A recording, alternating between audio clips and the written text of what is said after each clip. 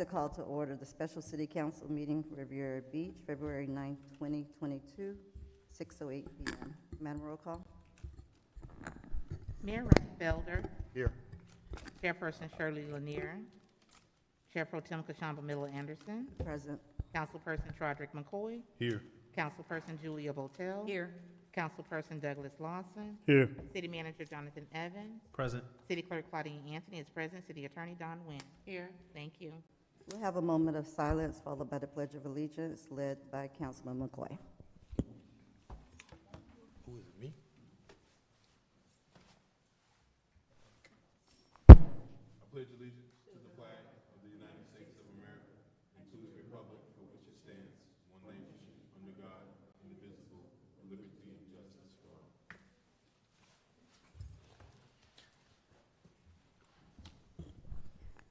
Do we have any additions, deletions, substitutions, None from staff, Madam Chair. disclosures by council? No. We have a motion to adopt the agenda. So moved. Second. Madam, roll call. Councilperson McCoy. Yes. Councilperson Botel. Yes. Councilperson Lawson. Yes. Chair Miller Anderson. Yes. Motion approved. Okay, we don't have a consent agenda, so we'll go into item number 4, unfinished business. Resolution number 010-22, a resolution of the City Council of the City of Riviera Beach, Palm Beach County, Florida, awarding ITN 1015-21-1 to Kaufman Lynn Construction, Inc., approving the comprehensive agreement between the city and Kaufman Lynn Construction, Inc., authorizing the mayor and city clerk to execute the comprehensive agreement between Kaufman Lynn Construction, Inc. and the city of Riviera Beach to provide public-private partnership services for fire rescue facilities in an amount not to exceed $20 million, authorizing the payment of owner representative services for the construction in an amount not to exceed $409,290 to PSA Management, providing for incorporation of recitals and providing an effective date. Madam Chair, members of the board, we do not have public comments on this item. The acceptance of public comments on this item is now closed. Motion to adopt. Second. Mr. Manager, let the record reflect Chairperson Lanier is on the dais and Mr. Manager. Madam Chair, members of the board, at this point, I would like to have Deputy City Manager, Ms. Elizabeth McBride, along with outside counsel, make this presentation. Okay, go ahead.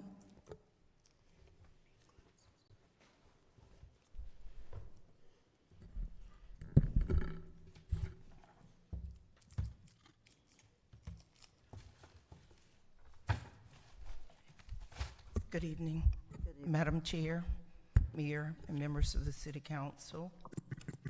Before we start, could I make sure that the councils are appearing virtually? We have 3 attorneys led by our team of Greenspoon Mulder, Attorney Joseph Geller, the city lead counsel from there, and our P3 attorneys from Ballard Spar, consisting of John Smola and William Estes. We can see it, yes. Yes. Yeah. We can Miss- see it. We can see.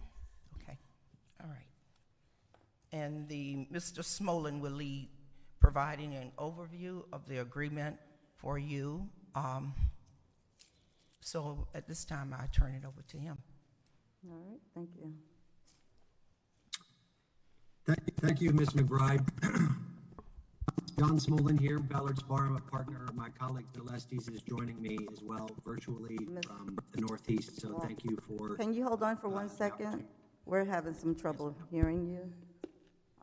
Okay. Do we want him to call in? Is that better? Madam Chair, if I may. Go ahead. Yes, if it's possible, probably to disconnect the video component and to just utilize the audio, that may help resolve the issue.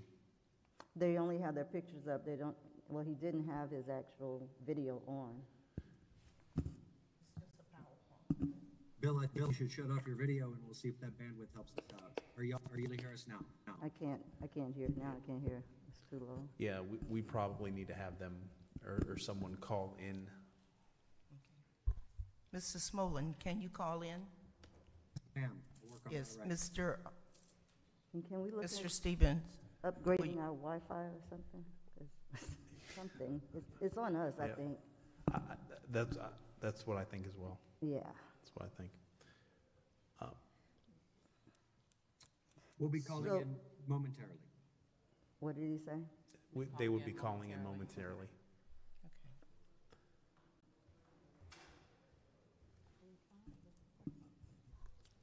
And also, while we're waiting, we have here on behalf of Kaufman Lynn, Michelle Mako, who is the project executive for our Station 88.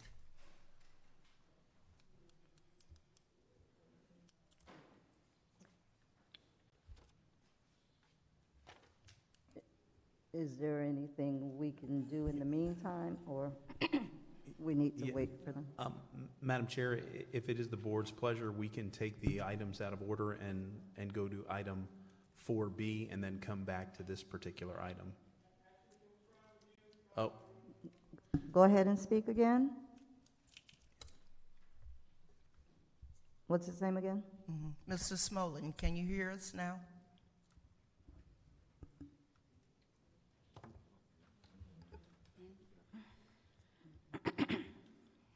This is John Smolin. Are you able to hear me?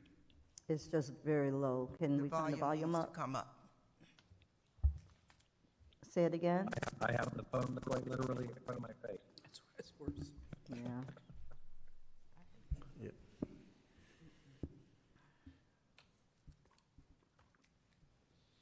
So what do we want to do? Go to the 4B? Yes, Madam Chair, if it is the board's pleasure, staff would recommend, let's go to resolution 025-22 and then come back to this particular item, and hopefully we can resolve that particular issue. Board, are you all okay with doing that? Any objections? Okay, hearing none. 4B, Madam Clerk? Thank you. Resolution number 025-22, a resolution of the City Council of the City of Riviera Beach, Palm Beach County, Florida, authorizing the future permanent site location for the erection, construction, and operation of Fire Station 87 at the southwest corner of 28th Street and Avenue H West, Riviera Beach, Florida, approving for a temporary Fire Station 87 at Wells Recreation, consistent with previous actions taken by the City Council, providing for incorporation of recitals, providing an effective date, and for other purposes. Madam Chair, members of the board, we do have public comment on this item. The acceptance of public comment on this item is now closed. Motion to approve resolution number 25-22. Second. Mr. Manager? Madam Chair, members of the board, this item before you this evening is to have a discussion with the board about Fire Station 87, which is considered the main fire station here in the city of Riviera Beach. At this particular moment, I will ask that Fire Chief John Curd, along with City Engineer Mr. Terrence Bailey, to make this presentation. Good evening, Council, Mayor, Chair, Council members. I come to you today full of enthusiasm, hope, and a worn-out pair of shoes for this can we've been kicking down the road for about 20 years now. But I'm excited today to come to you with plans for Fire Station 87. Fire Station 88, well underway, but we've had some conversation about Fire Station 87 as it relates to the location. There were some community charrettes that were done in regards to if the station was being moved, where would the community like to see it? And one of the things that we've realized in our time here together is one of the most difficult things to do is to put a fire station in a new location or remove it from an existing location. So I want to go ahead and go over some historical data and then talk about the proposed location, which is essentially replacing Fire Station 87 at its current location. So going back, Council has already approved the temporary station for Station 87. This was on the corner of Blue Heron and Avenue H West, right by Wells Recreation Center. We already have site plan approval. We've already received all of the necessary documents to move this project forward. Actually, the stations are currently being built at this time, and we expect them to hit the ground here within the next 3 to 4 months, which will house the firefighters from Station 87 at this location. You can see that we have the one-story apparatus bay that'll house 3 units, an engine, a rescue unit, and our battalion chief. We also have a temporary fire station, and we also have a supply storage facility that's going to be on that property. So this is the plan that has previously been approved.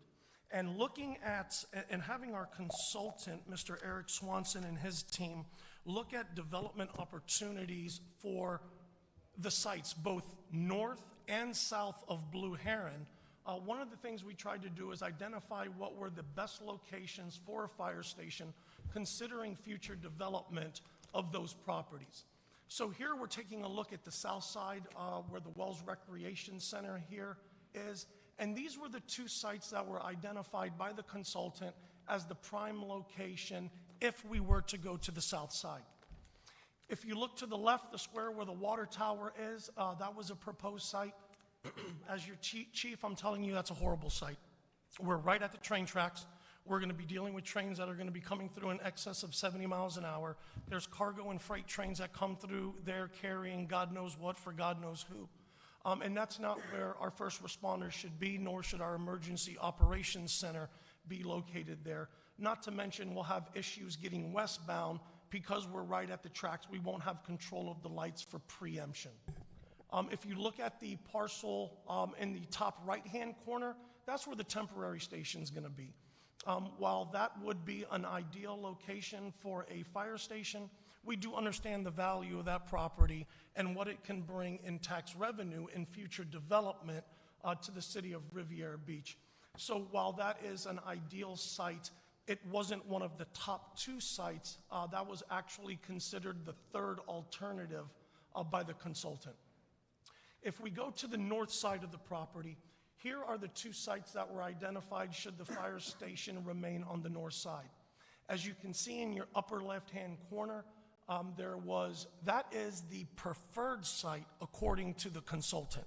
Now, his, I'm sure, review of it was financially based in future development, keeping the fire station off of the main corridor. However, we put ourselves in position where, again, we're right in close proximity to the train tracks with our station in EOC.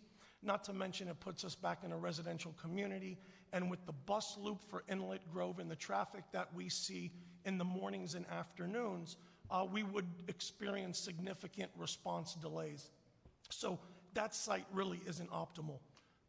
But then we look at what was their alternative to the next best location, and ultimately it's on the corner of 28th Street and Avenue West where the fire station is currently located.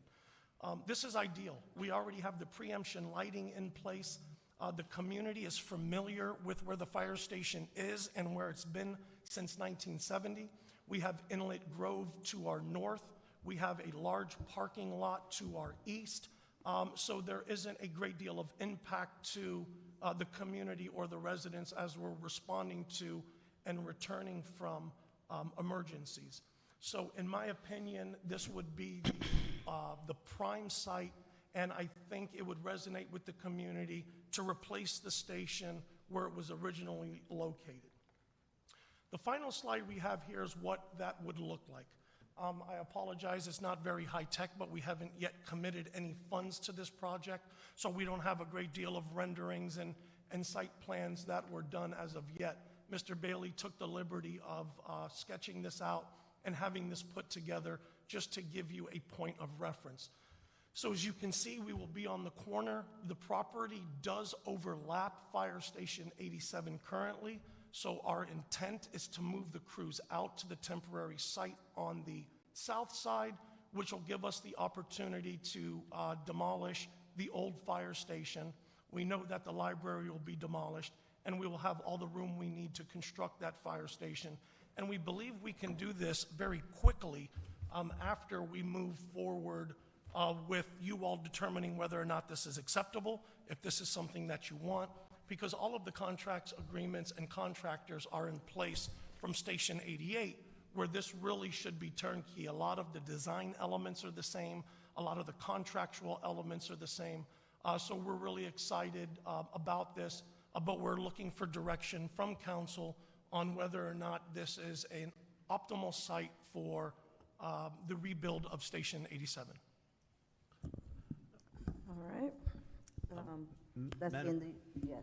Madam Chair, if I may, also I think it's germane to the discussion, and Chief, if you can provide some additional comments and remarks with respect to the modular facility that we're constructing and how that facility, as we had the discussion with the board, to be able to utilize that facility for subsequent constructions. And so we've already planned out the secondary use for the modular facility that we're constructing over on the campus of where the Wells Recreation Center. Chief, you can speak. Absolutely. You know, one of our priorities is making sure we're good stewards of the city's money. First and foremost, as it relates to this property, we already have $1 million of appropriations funding for design of the station. We have subsequent grants that we're looking to obtain. However, the federal government will not yet accept our applications until we have a site location determined. I can't submit a grant application for a station that we're going to build, but we don't know where we want to build it.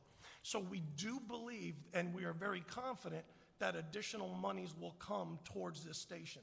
Now, as it relates to the modular station and its facilities, this is going to allow us to not only use those buildings for the reconstruction of Station 87, but then we're going to be able to repurpose those structures when we finally make a decision on the home of Station 86. We already have plans in place where the temporary site would be located, and we think it's great use of an asset that we already own to use it again and get double our money's worth on that site. So we're excited that we're going to be able to save that money as well, and we expect Station 86 to follow right behind Station 87. So we're seeing 88 within a year, within the following year 87, and within the following year 86. And obviously, we're still working with Station 89, but we're confident. I think me and Mr. Evans have a pretty good plan working with the team that we can have all of the fire stations taken care of, reconstructed or remodeled within the next 3 to 5 years. Madam Chair? Can we go to the public comment before we come to the board's comments? All right. Madam Clerk? Mary Bram, Doretta Paul.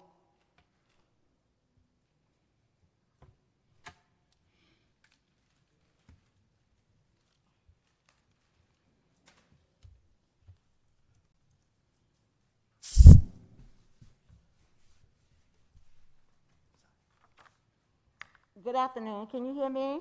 Yes. Not really. We know that we are reimagining ourselves in every aspect, every little corner where we can make a fit for what we need to fit.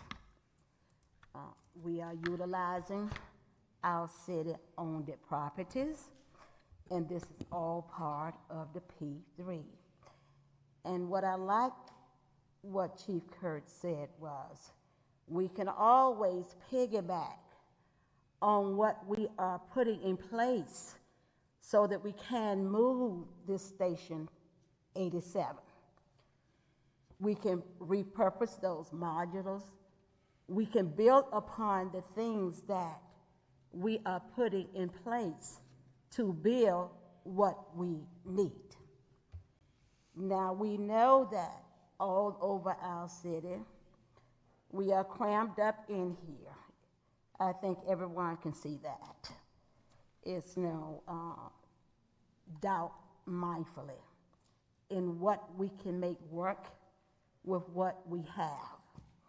We cannot build all out there because industrial, and we know that we have a havoc with the train. Because me getting here today, the train was on those tracks there. So anything that we can build that loops somewhere, whereas you can get in a certain way and come out a certain way, it is to the advantage of the city to do these things here. If it is other fundings and stuff, I'm sure that in working Chief Curd, as well as some of you board, and as well with the city manager, we are seeing ourselves for what we build today that will be for the future. Because we do not build for today, we build for the future. So that these things that we build here will become great institute. You have a big campus over there. You have space there to utilize a lot of things that you can utilize, where you can build. We know over there on that corridor there, the buildings are totally dilapidated. And when the police department, we need to move that. Ms. Brown refused to go in that police department again. It's molded, it is rotted, and we need to move those things there too, where we need to move them, that not just move them, but will be accessible. Thank you. For the general population as well as too. Doretta Polk.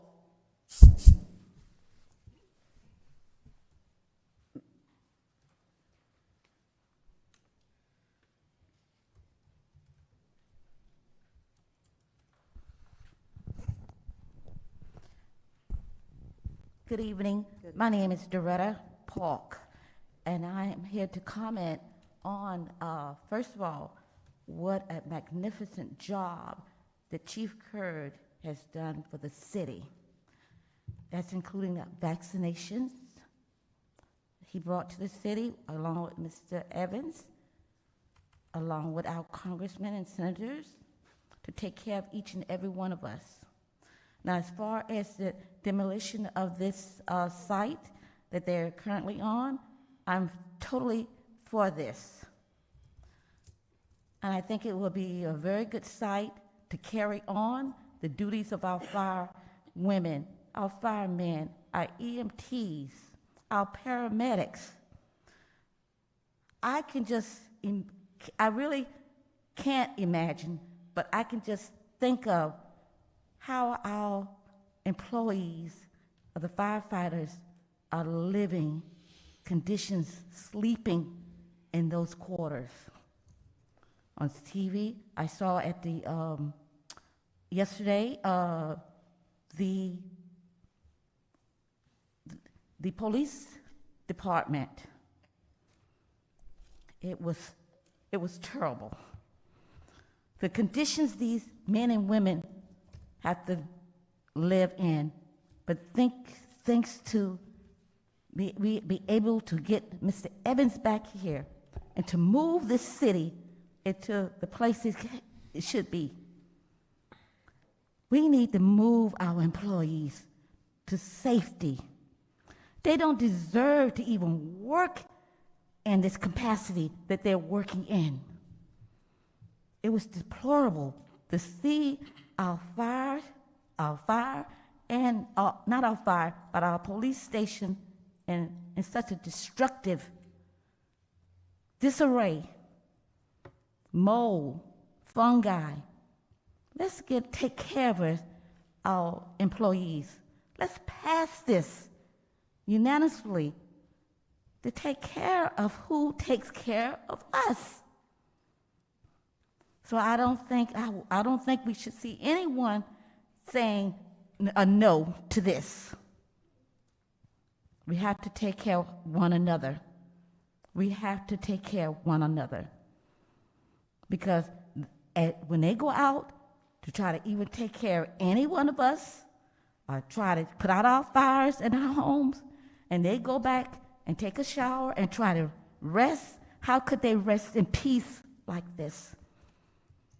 So please, I implore each one of you all to say yes. And let's do that rapidly so we can go ahead and get the funding, grant funding for this. Thank you very much. Thank you. That's it? Public comment. Thank you. Mr. Councilman Lawson. Thank you, Madam Chair. Chief, it's exciting news. In addition to hopefully our approval of one fire station, we're talking about setting a location for the second one, so. We do currently have about 16 million, 15 million from the bonding and 1 million left from the state. I know you talked about the possible, grants that we'd be applying for once approval of a site is actually given. But what other means of Hold on funding? 1 second. Walter. Okay. Oh, that's the TV. Okay, Councilman Lawson? So Chief, what plan are we currently formulating to address the pitfalls? Because if we're going to fall in line with our current Station 88, we estimated anywhere between 15 and 16, 17 million, and now we're coming in with approving a contract of 20. Now, with us only having about 16 million left, how are we going to address that pitfall? Because if this is actually going to be the bigger house, we're going to estimate that the price point is probably going to be maybe a little bit higher. Even if the footprint is almost identical, the cost of material is going up on a daily basis. So what are we going to do to address those pitfalls in addition to the grant funding? So what we can see right now is while the approval is at not to exceed 20 million, we really don't anticipate it being more than 17 million. We feel that the funding is in place should we not even get a grant. But we've dealt with some grant writers that we've contracted. There is a lot of money right now for rebuilding our infrastructure. It's never a guarantee, it's never a promise, but grants won't only be applied for Station 87. We are also going to be applying for grants for Station 86 and also Station 89. So, I mean, this is going to be a continuous cycle, and while we might not get them all, I'm very confident that we are going to get some. Moving forward, yes, Council, we will have to address different sources of funding that we will be able to tap into to keep fire services going as a charter department. Pharmaceutical costs are going up, apparatus costs are going up, station costs are going up, but as of right now, we're real comfortable with the plan we have in place, but at some point, we will have to come back to council and look at a couple of different options that we've been kind of tossing around over the last year or two as it relates to different sources of financing that are available to us. Okay, and follow up, Madam Chair. So based upon that price point, the approval of 20 million is just what I'm going to estimate. I'm going to figure that we're going to use every single dollar of it, because I've seen what the real estate market is doing, the cost of the apparatus, the cost of materials and goods, and once it actually gets to this point, we're probably going to use all of it. So with that being out the door and the additional funding streams that we're going to look at, my second concern is with the additional grants and money that we're looking for. Fire Station 86, how much time do we realistically have? What's the life expectancy on that station before we have to pull our men and women out of there? Because the condition that we've seen in the tours that we've done, they should have been out. That's why I believe with your leadership, with Mr. Evans and this council, we're getting this done, but it cannot be done fast enough. So if we're building these temporary modular buildings, what time frame do we have left? Because we have to make sure we're accounting for every dollar that's being spent, because we're going to need those funds to build these additional stations that we're looking at, because 88 will be approved tonight. We're going to be focusing on 87, hopefully, if we can move forward, and then addressing 86, but 86 was one of the worst ones that I've seen. So, and I know during our agenda review, we talked about possible other solutions for it, but what alternatives do we have and what time frame do we have on 86? So looking at Station 86, there are going to be some monies that are going to be needed to keep that station operating and functional. However, I think the monies associated with keeping it operational are a fraction of what it would cost to lease a piece of land for 5 years, buy a new set of modulars. We know the modulars we bought for Station 87 were at 1.7 million. We can expect that to increase because that was a year and a half ago. We approved that. So I would comfortably say that if we can stay on top of the maintenance and invest the money to keep it operational, I'm going to say 3 years. It won't make it past 5. And really, it's going to be important that 88, 87, and 86 really fall into close proximity with each other, because 3 years is going to be tough. We won't make 5. Right. And that's not even anticipating a hurricane. Right. And I hate to say, the H word, but we already know during king tide, we already have water coming up into the bay. One good storm would render that station obsolete. And Mr. Evans, what's the status of our fire assessment to possibly help with the cost, the increased cost of these fire services? Madam Chair, members of the board, Go ahead. that particular item is slated to come back before you all probably in the coming months. We're finalizing some of the information and the new data, but we look to bring that before you all for consideration because that is going to be the mechanism that is needed to facilitate the subsequent construction associated with these, the other fire stations that need to be addressed. Thank you, Madam Chair. Thank you, Mr. Evans. Thank Madam you. Chair, Yeah, go ahead. could I just ask where the Singer Island station will be located in the future? Have we made a decision about that yet? Madam Chair, at this particular moment, we cannot provide specificities on that. We are doing some additional analysis on the existing site, but one of the things that we have to be conscientious is the wetland areas as well as some other environmental concerns we have, but we are looking at that site very closely. We did have some conversations with our new utility district director related to the sampling or the modeling that they're doing for the new water treatment plan and distribution lines and the like.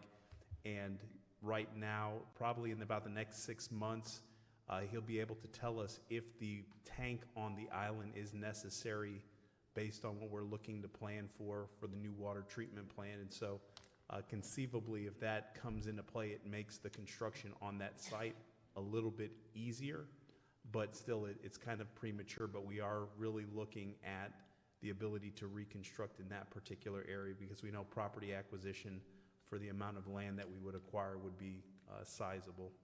Thank you. Anyone else? Madam Clerk?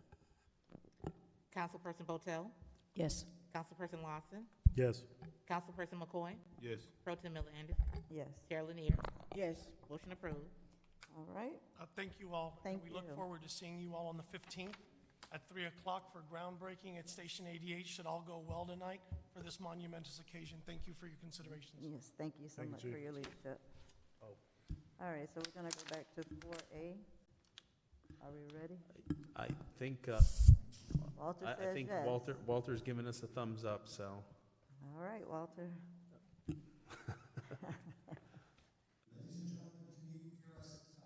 Yes, Yes. we can.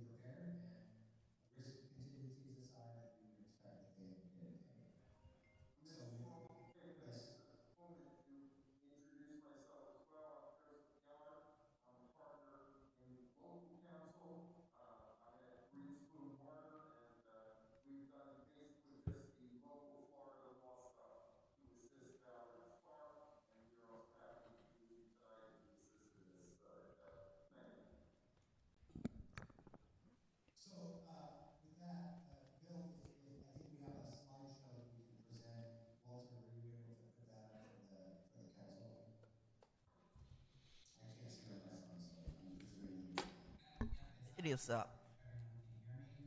Yes. Yes, go ahead. This is an overview of the contract, and Walter, if we can go to the next slide, please.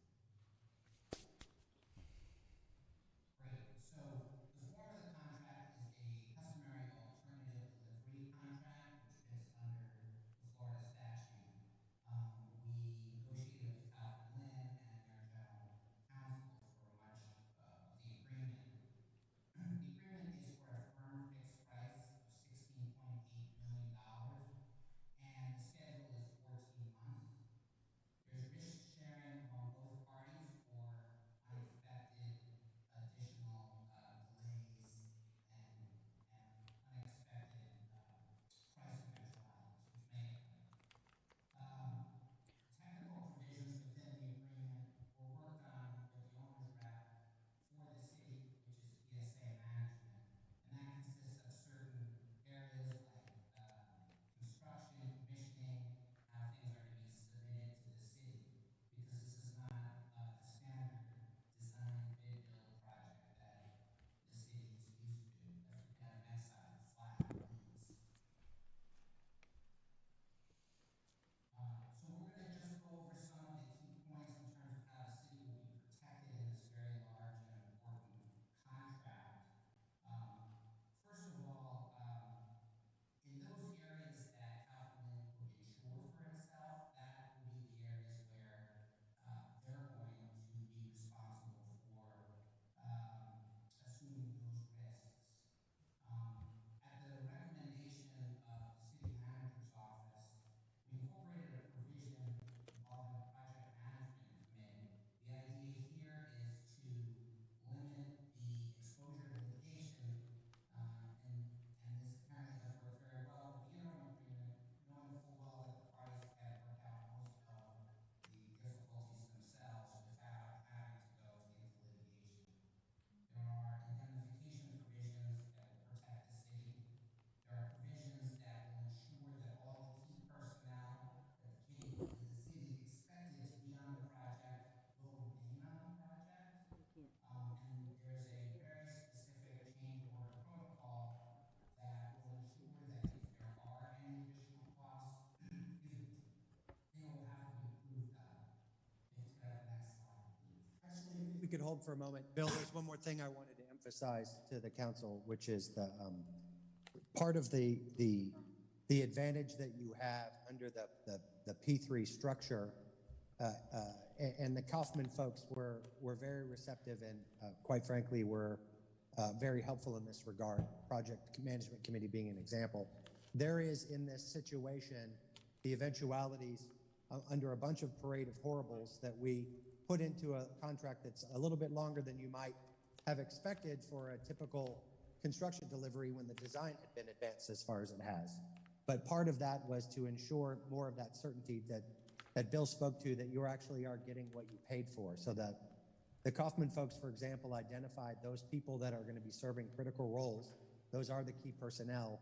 And there are protocols within the contract about when they would swap those folks out. And as a general proposition, it is in collaboration with and subject to the approval of the city. Similarly, there is a subset of their subcontracts, them in the role of a general contractor. We had identified a subset of those as major project subcontracts with additional impositions on them that pertain to amendments, that pertain to terminations and swap outs and so forth for those main components of the fire station. The principle here being that if things start to go sideways, which of course we hope they won't, that the city would be in a position in the event of parting ways with Kaufman to assume those major project subcontracts and not finding themselves renegotiating deals with those subcontractors. Could I stop So you at the for end- 1 second, Yeah. please? Yes, ma'am. Walter, we're being told that the sound is not working on YouTube. It's good now? Okay, thank you. Sorry about that. Go ahead. Sure.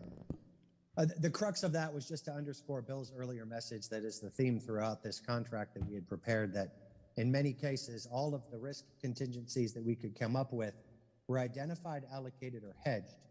And in many cases, we sought to strengthen the relationship between us and your contractor on this large capital project. So I wanted to highlight those two before we move terribly farther along in the process. So back to you, Bill. Thanks a lot, John. Walter, if we could go to the next slide. Great. So just a few words here on schedule, because we do want the project, of course, delivered on schedule. The two very important milestones that we've included are substantial completion. That will occur in 13 months. That's the scheduled substantial completion date. And that's when the fire department should be able to move into the new firehouse. That will occur after the inspection by the city and meeting very specific criteria that we've outlined in the contract. Final completion is scheduled to occur in 14 months. Now, what happens if 120 days after substantial completion, the scheduled substantial completion date, we don't have substantial completion? Well, that is a default on the contractor, which may lead to termination. That's an option for the city. That's absolutely something we wanted the city to have the ability to do. In terms of cost compensation, again, if there's an unforeseeable event that nobody could foresee, then and that led to a scheduled delay. For the first 10 days of that delay, the contractor would not be able to claim any relief. After that, we've worked out a protocol. But those first 10 days, there is no relief for the contractor. They have to work through it. There's a 1-year warranty on all of the contractor's work. That's labor. And that does not include equipment warranties, which could go longer. So, you know, I see that we're about 10 minutes into the presentation. We do have a couple more slides. We can answer some questions now. We can continue. Just curious what the City Council would like us to do at this point.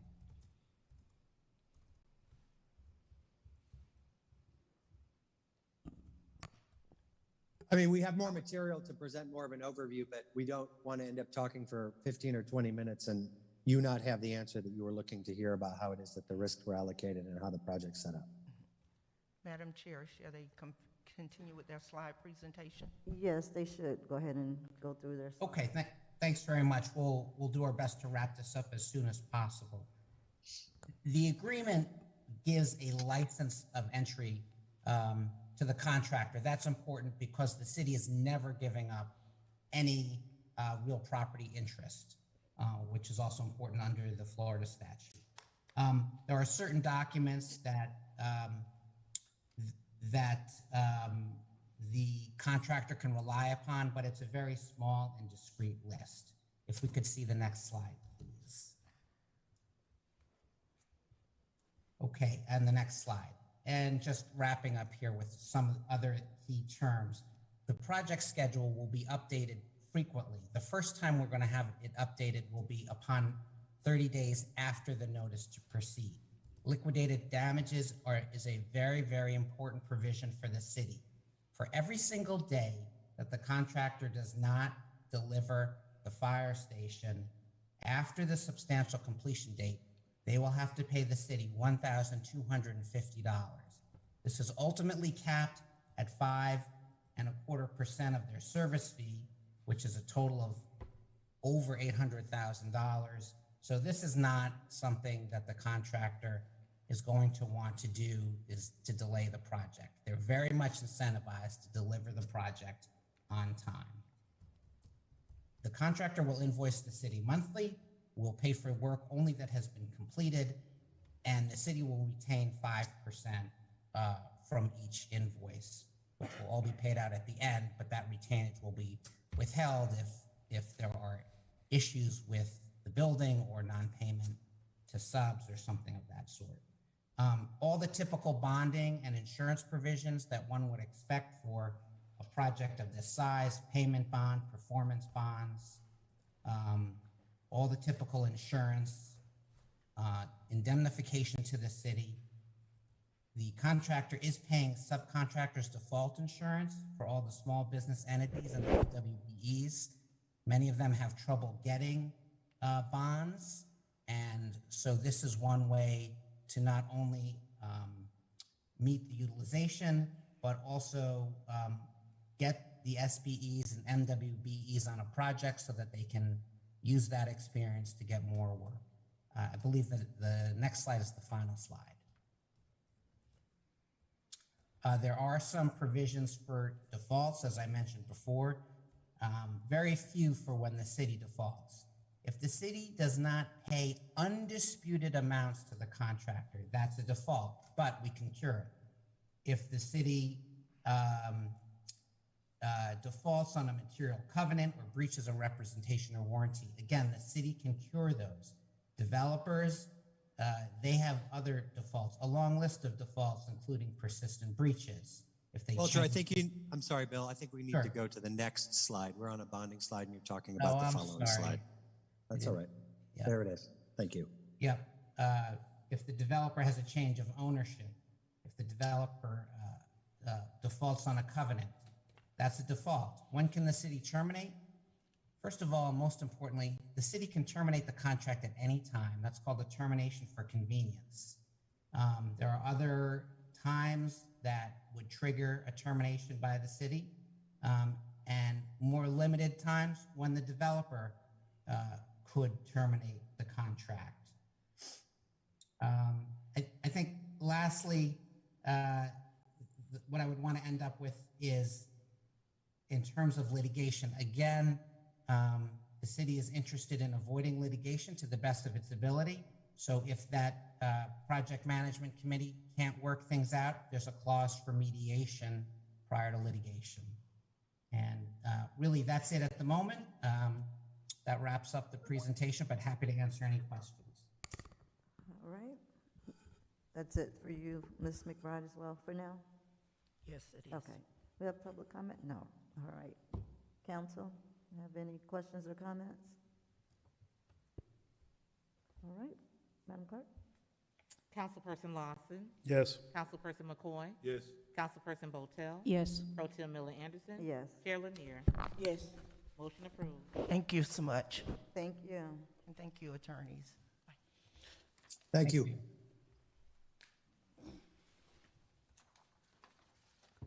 All right. We'll move into our public comments. Please be reminded, the City Council has adopted rules of decorum, public conduct during official meetings, which has been posted at the front desk. In an effort to preserve order, if any of the rules are not adhered to, the council chair may have any disruptive speaker or attendee removed from the podium, from the meeting, and/or the building if necessary. Please govern yourselves accordingly. Because this is a special meeting, our public comments will begin before 7:30 today because there's no further business of the City Council.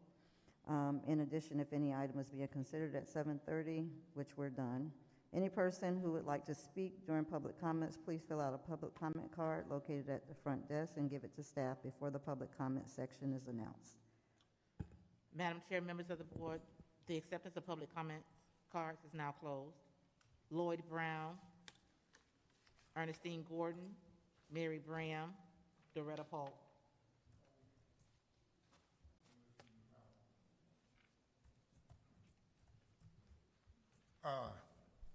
Can't believe this, but I'm up here first.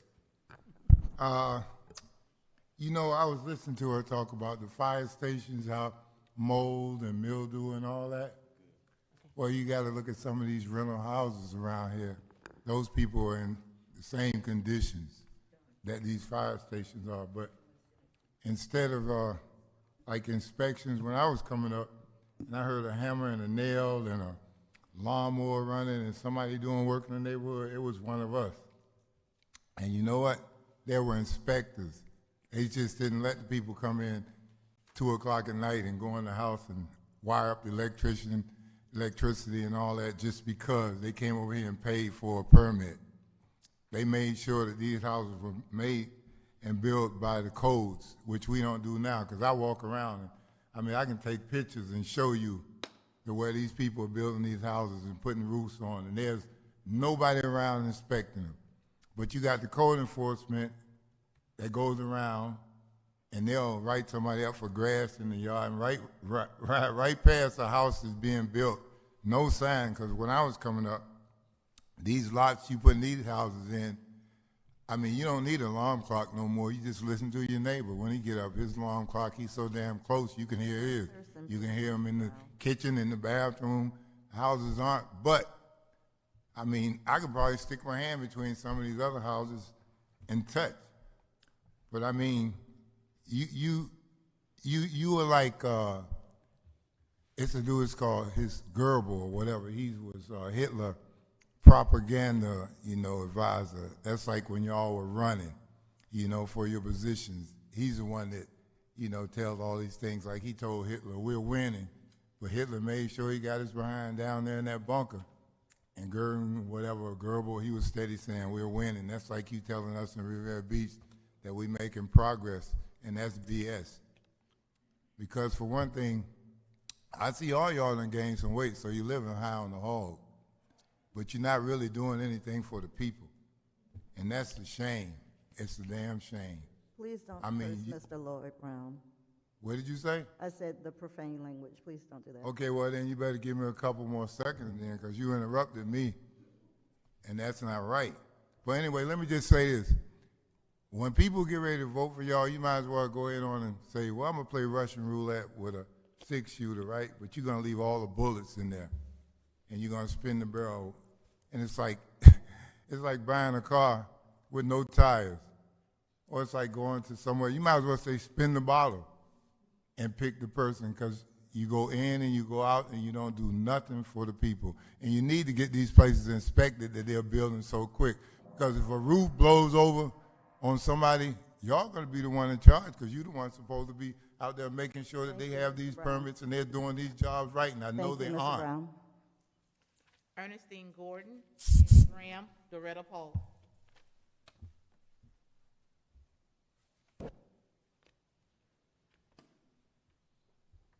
Can you hear me? Yes. Okay, I'm here. I want to talk about something I saw a couple times. And I went to the public service, and I talked to Mr. Arthur Johnson, so he told me to come here. You know where Raleigh is on Palm Beach, on Blue Heron, Raleigh station there down where you're going toward Congress there, and the post office over here, and you got bus stops, one on the north and one on the south. So you don't have nowhere for the people to sit, especially when the little young mothers have their kids and they have to hold them up. They have to hold them about half an hour to wait on the bus, and they don't have no way for the kids to sit. So this little girl, I noticed this little mother. She had her 2 kids. And the little girl said, Mama, I'm tired of standing up. I'm tired of standing. So she squat down on the pavement, and after a while, she sit on the pavement with her book. And the mother was holding her son, changing hip from hip. So mothers, y'all had children. You know how it is when you're holding your baby, whatever. Sooner or later, you get tired of holding a baby. So this lady's standing up there about a time now. 35 minutes, then the bus came. So I saw it the second time. The first time I just brushed it off. The second time I saw the same thing again. But this young mother with her 2 kids, the same thing hardly happened, but a little bit different. The mother was holding her baby. The other little girl was tired of standing, so she sit down on the grass like there, on the concrete like. So when her son finished drinking this water, whatever he had, and he dropped his on the ground. So she picked it up and put it in her bag she had on her shoulder. And I said, oh my God, I said, somebody's clean. It's like that. I said, everybody is not dirty. And so what happened is that the main thing I'm complaining about, that they shouldn't have to sit on the ground when they're waiting on the bus. The little mother should have a place where their children can sit. You know those pipes with the little yellow seats where you fold? You got one in Imperial Center there. Why can't you put a couple of them there? One on the north and one on the south. And make it done so you put a trash can there. Because the kids don't have no way to drop their trash. You can go from Congress all the way to O Avenue. You don't see no trash can for the children to drop their trash in. So why don't you put some trash cans there? and put a place for their the mothers to sit their child when they're waiting on the bus. And try to put one up also up there by the my time is up. Other word, up there by the farm. Thank you, Ms. The little Gordon. farm, okay? Thank you. Mary Bram Doretta Polk.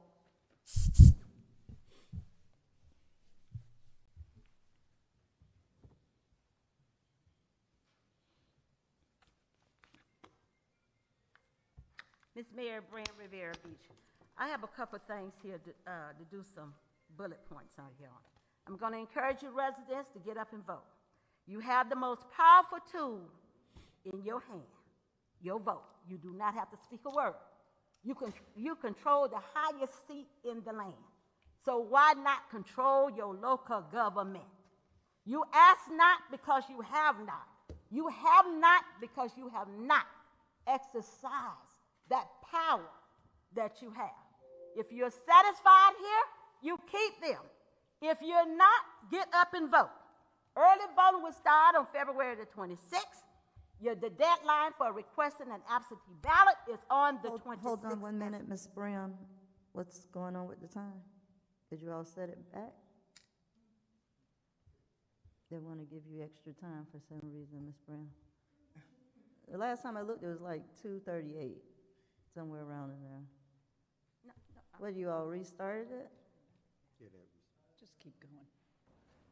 We need to be consistent. That's all I'm saying. We do want to keep going, but we want to be consistent because I don't want other people coming up saying they get extra time too.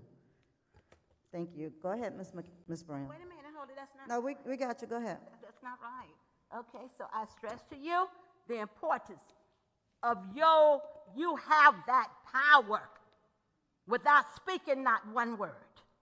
So if you're satisfied, you keep them. If not, you have some opponents. So you have that power. Condolences goes out to our late Sergeant Tony Smith and his wife Barbara for the passing of their brother as well as brother-in-law Bo. We also have Miss Lois Donaway, which is the mother of Aldrin Marshall that works in our city. His mother passed away as well. We also have Elwood Wade, Beanie father, and Alice father, and Cheryl's husband. He passed away as well. All of these peoples here, they are markers, gospel singers, beauticians. Every area they did their jobs. Josh Lewis, thank you for what you did. We know that we are encountering another cold spell because guess what? He saw his shadow. So we have 6 more weeks in this. So with the help of the homeless in our city here, our police department, they distribute those 30 blankets. Now we know all of them is not going to get on board and go and get out of the cold. But thank you, Major Josh Lewis, as well as the police department. The library. Thank you, April, for that beautiful historical display. We know that we are in Black history. You have done a magnificent job in your collection over there at that library. Miss Arnold, thank you for the children, and thank you for partnering up with the Boys and Gloves Club over there as well.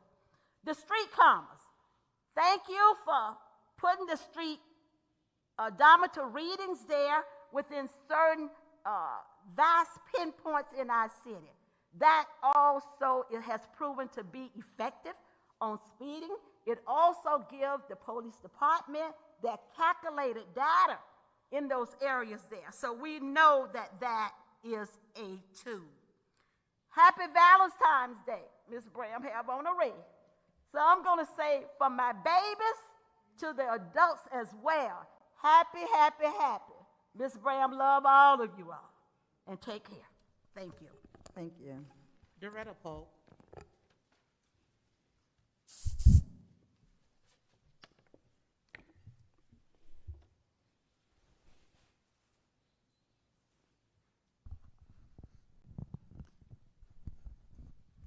Good evening. My name is Doretta Park, and I just want to thank each and every one of you who voted for this fire station to be built because we need it. And I want to also talk concerning, as Mr. Brown was saying, no, we will not be spending the bottle and see whose name come up and vote for them. We're going to vote for people who have integrity, who wants to take care of each and every citizen of Riviera Beach, who wants to also come aboard with the reimagined Riviera Beach. This is going to make us better, a better place to live, work, and play. We also want some on this diocese who's not going to keep saying derogatory things that has been said. We want integrity here. We want honesty here. We want kindness and compassion for one another. We will not be spinning any bottle. We're going to go on the facts. And we want someone to continue to try to work with Mr. Evans to make us all better. All better, a city that we all can be proud of. We all can be proud of. And I think that's what we should aim sincerely and successfully to become a part of the betterment of Riviera Beach. And I want to also say on F Avenue, past the Senior Citizens Building, a 3-story building, there's a fire hydrant. I want to bring your attention to Ms. Kashamba Miller and also to the city manager. This weeds all around it has covered the entire fire hydrant. So I don't know, I was going to try to see if I can call the Public Works Department. Do they take care of that? When you see something like that, who should I be calling? And if you can answer that afterwards. But I thank each and every one of you all, and I just hope that in the future that we can bring calmness, working together, peace, kindness to the city. I implore each and every one of you, and I wouldn't wish any ill will for any of you all, but you have to try to have integrity. And each one of you all got integrity up there. You do. But Thank you, please. Ms. Polk. Thank you. Thank you. That concludes public comment. All right, Ms. Evans, do you have any answers to any of the questions that were posed? Yes, Madam Chair.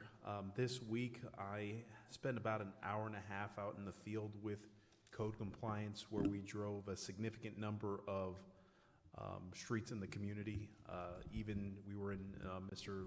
Lloyd Brown's neighborhood as well, and we looked at some issues, and I'm going to ask for a running list. I should be getting that from code compliance, but just based on our canvassing the neighborhood or what have you, we saw about 4 to 6 vehicles that were expired tags or didn't have any tags at all. We saw some numerous issues related to permit boxes, dilapidated vehicles, and the like. And so we're going to make it a habit. We are adding some additional personnel associated with our CDBG monies that we receive, so we will have a more robust code compliance presence. And so that's something that we're going to continue to make a priority. Also, Director Sermons is working on a program titled Block by Block, conceivably looking to beautify neighborhoods and looking to address some of the code compliance issues. The other side of it is we want to have a more substantive and robust conversation with the board about some actions that the city should contemplate related to code compliance items. I know we've had some challenges with respect to some properties that are consistently been nuisances, and so we want direction from the board. So there's a lot more conversations that will happen with respect to code compliance and beautification efforts that the city is undertaking. With respect to the bus stop and bus shelter, we can definitely reach out to representatives from PalmTran and see if there's a temporary fix that can be deployed at bus stops. But we have had conversations with representatives from PalmTran about our desire to see some improvements some of the bus shelters, and I know that that was something that they were working on holistically, but certainly we can look to address the issue that was communicated this evening and see if they can resolve that, because unfortunately, that's not a service that the city of Riviera Beach provides or is in control of. However, we can reach out to our government partners and see if they can cure that issue. And the item related to the fire extinguisher, if you can certainly let me know, I'll get with the fire marshal, but the fire department would be the entity that would look to see if there's any issues with respect to fire extinguishers and making sure that they have been serviced and that they are properly stored and the like. So that concludes my comments related to the items that were brought up as part of citizen comments, Madam Chair. Okay, do you want to go ahead and go into your city manager comments? Yes. Madam Chair and members of the board, I am working on the memorandum that this board requested. I should be able to release it by Friday. That speaks to the capital project and the status on some of the capital projects that the city of Riviera Beach is working on. So you should be looking for that, and that will be a comprehensive list that will address some of the projects that we have, as well as the sites, tying the document to the capital improvements plan that's adopted as part of your annual budget process. The other side, I do want to commend the board on their leadership and trusting and believing in staff to facilitate movement on Fire Station 88. This is the most sizable investment in the largest facility the city has built or will be building in a generation. So from what we did at the library to the urban farm to this particular facility, and then moving over to Fire Station 87, we appreciate leadership and efforts that the board has put into getting us to this point. And so we're going to move very quickly, and that event for the groundbreaking has been scheduled, and the chief provided you that information, and we will send a reminder related to that. The next couple of meetings, we are going to be bringing you some additional items that have been discussed, the police substation, but again, that will be a part of the memorandum that you will receive related to capital projects. And that concludes my comments for this evening, Madam Chair. Thank you. City Attorney? No comments, Madam Chair. Mr. Mayor? Yes, thank you, Madam Chair. Just wanted to give kudos to Mr. Evans, his staff, and of course this board for voting to move the city forward. Just a very exciting time. 3 years ago we started, and now we're really seeing the movement of the city moving forward. So just want to give you guys kudos. Thank you. Thank you. Councilman Lawson? Thank you, Madam Chair. I just want to echo the sentiments of my mayor. This was an accomplishment that the city and that my colleagues wanted to set out and do and move the city forward, addressing the dilapidated buildings, addressing the infrastructure, and making sure that we were keeping a lot of development local and in our community. And within this one project, with this in the simple accomplishment, we're able to work on something that's had the can kicked down the road for years. Generations and councils did not focus on our structures, infrastructure, did not focus on the actual local participation that we needed to and get these buildings done. So we're supporting our firefighters, we're supporting our community, and I'm very proud of where the city of Riviera Beach is today, because this was a major accomplishment for us as a city. And Mr. Evans, thank you. With your leadership, we were able to actually accomplish this. So congratulations to the team and to the city of Riviera Beach. Thank you, Madam Chair. Thank you. Councilman McCoy? Thank you. I guess I concur.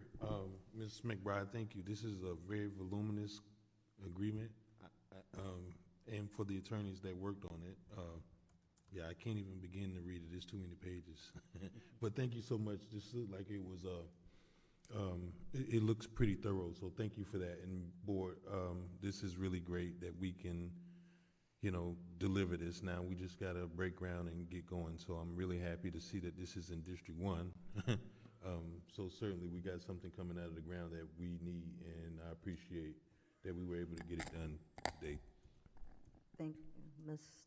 Councilwoman Botel? Thank you. I also want to add my thanks to Chief Curd, Ms. McBride, and all of those who worked on the fire station project. We were very excited about this coming to fruition and look forward to a successful project. Just to let you know that Councilwoman Miller Anderson and I participated in the Legislative Action Days in Tallahassee this week to continue to advocate for legislation that will benefit our city. Actually, we were looking for money. We had very productive meetings with Senator Powell and Representative Caruso, and Happy Valentine's Day. Thank you. Councilwoman Lanier? I just want to echo my colleagues in terms of making sure that this fire department moves forward.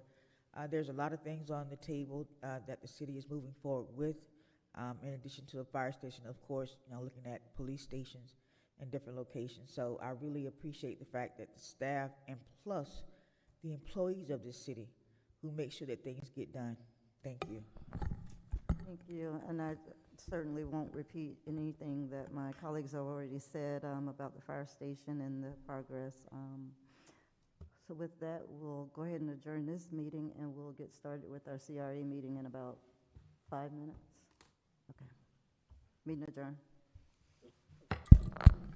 We will call the meeting of the Community Redevelopment Agency to order. The time is 7:30. Madam Clerk. Commissioner McCoy? Yes, here. Commissioner Battelle? Oh, here. Commissioner Lawson? Here. Commissioner Miller Anderson? Yeah, here. Chair Lanier? Here. Also in attendance, Mayor Felder? CRA Executive Director Jonathan Evans? Present. Attorney Chris Smith? Director of Neighborhood Services Anita Jenkins? And Director of Planning and Development Scott Evans? And CRA Clerk Maylee De Jesus. Thank you. We will have the moment of silence and the Pledge of Allegiance by Dr. Botel.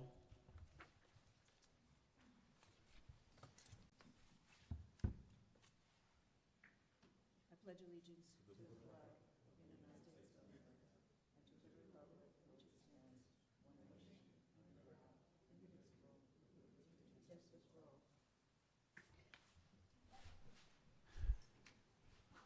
Are there any deletions or additions or substitutions for the agenda this evening? Yes, Madam Chair. Staff would like to remove item 5B and 7C.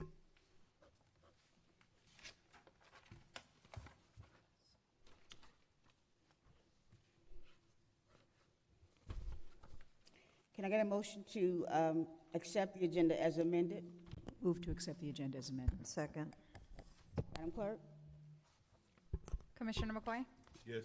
Commissioner Battelle? Yes. Commissioner Lawson? Yes. Commissioner Miller Anderson? Yes. Chair Lanier? Yes. Motion passes unanimously. According to this agenda this evening, are there any disclosures by commission and staff in regards to these items? Hearing none, we'll move on to the consent agenda. All matters listed under this item are considered to be routine, and action will be taken by one motion. There will be no separate discussion of these items unless a council person or commissioner, in this instance, so requests, in which event the item will be removed from the general order of business and considered in its normal sequence on the agenda. A motion to approve the consent agenda? So moved. Second. I want to pull those items, please. Sorry? I would like to pull those items. Very good. The 2A? Yes. Yeah. So before we take that vote, Mr. Evans, could you present this item? Madam Chair, this item before you is the approval of the monthly invoices associated with the services provided to the CRA. The two items to note are fees for services related to the Marina Phase 2 with JLL, our consultants, to the tune of one being $80,000 and the other being $22,000. Madam Chair. Yes, go ahead. Thank you. Ms. Evans, I guess that's exactly what I wanted to know. Are these monthly invoices, or is this from the entire project? Because, I'm looking at $100,000 that we're expending on this. The contract amount, I believe, was $285, and I don't particularly recall us approving any JLL invoices before. Is this the first?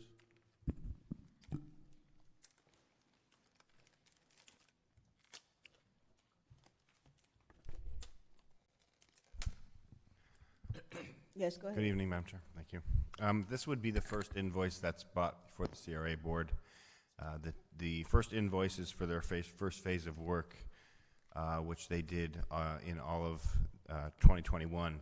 And then the second invoice is for a monthly fee for work that was completed after that in January, which was a partial month. So these are the first two invoices we've received from JLL, and they're, of course, under contract, working on the project until it's either completed or the board determines to otherwise. Okay, well, I guess for clarity purposes, they're not necessarily represents a month worth of work, because the first invoice has itemizations going back to October. So this would certainly not just be for 1 month. This is for some period of time. I guess I'm more concerned with, if we're spending $100,000 on this consultant, I would like to have some interim reports as to what's being done, because quite frankly, I don't ever recall us approving invoices of this amount, you know, without having some sort of routine updates as to the progress. And I'm sure that, I guess this is S.E. Scott Evans who's signing off as the services have been complete. Yes, sir. Yeah, but, you know, just like we get a $100,000 invoice, can we have something in the interim as to the progress? Because, you know, it seems like we went radio silence for the longest, and now all of a sudden I see 2 invoices totaling $100,000. That's all I wanted to put on the record, Madam Chair. Thank you. Do you have anything else to add to that, Mr. Evans? No? No, Madam Chair. All right, very good. Madam Clerk? Commissioner McCoy? Yes. Commissioner Botel? Yes. Commissioner Lawson? Yes, sir. Commissioner Miller Anderson? Yes. Chair Lanier? Yes. Motion passes unanimously.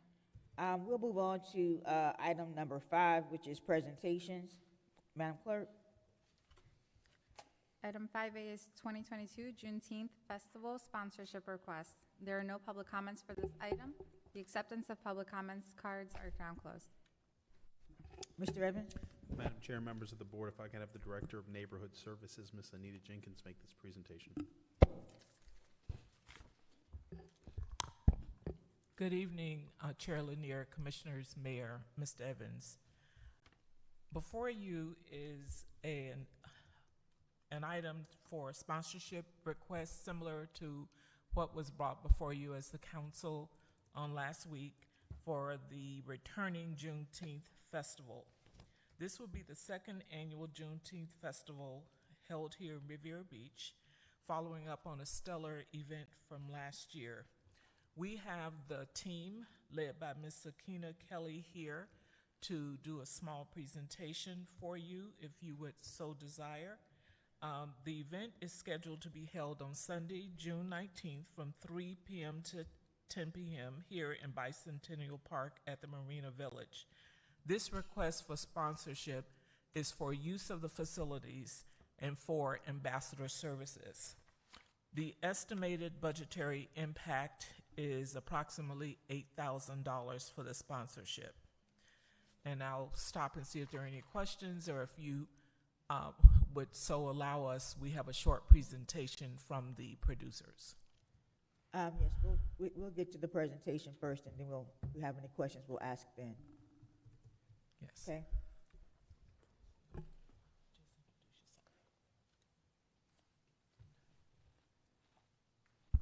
Good evening, everyone. My name is Kenesha Hemmings.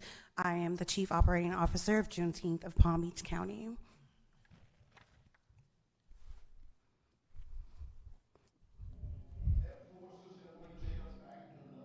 Let us march on till victory is won. We don't want to go back. We want to go forward.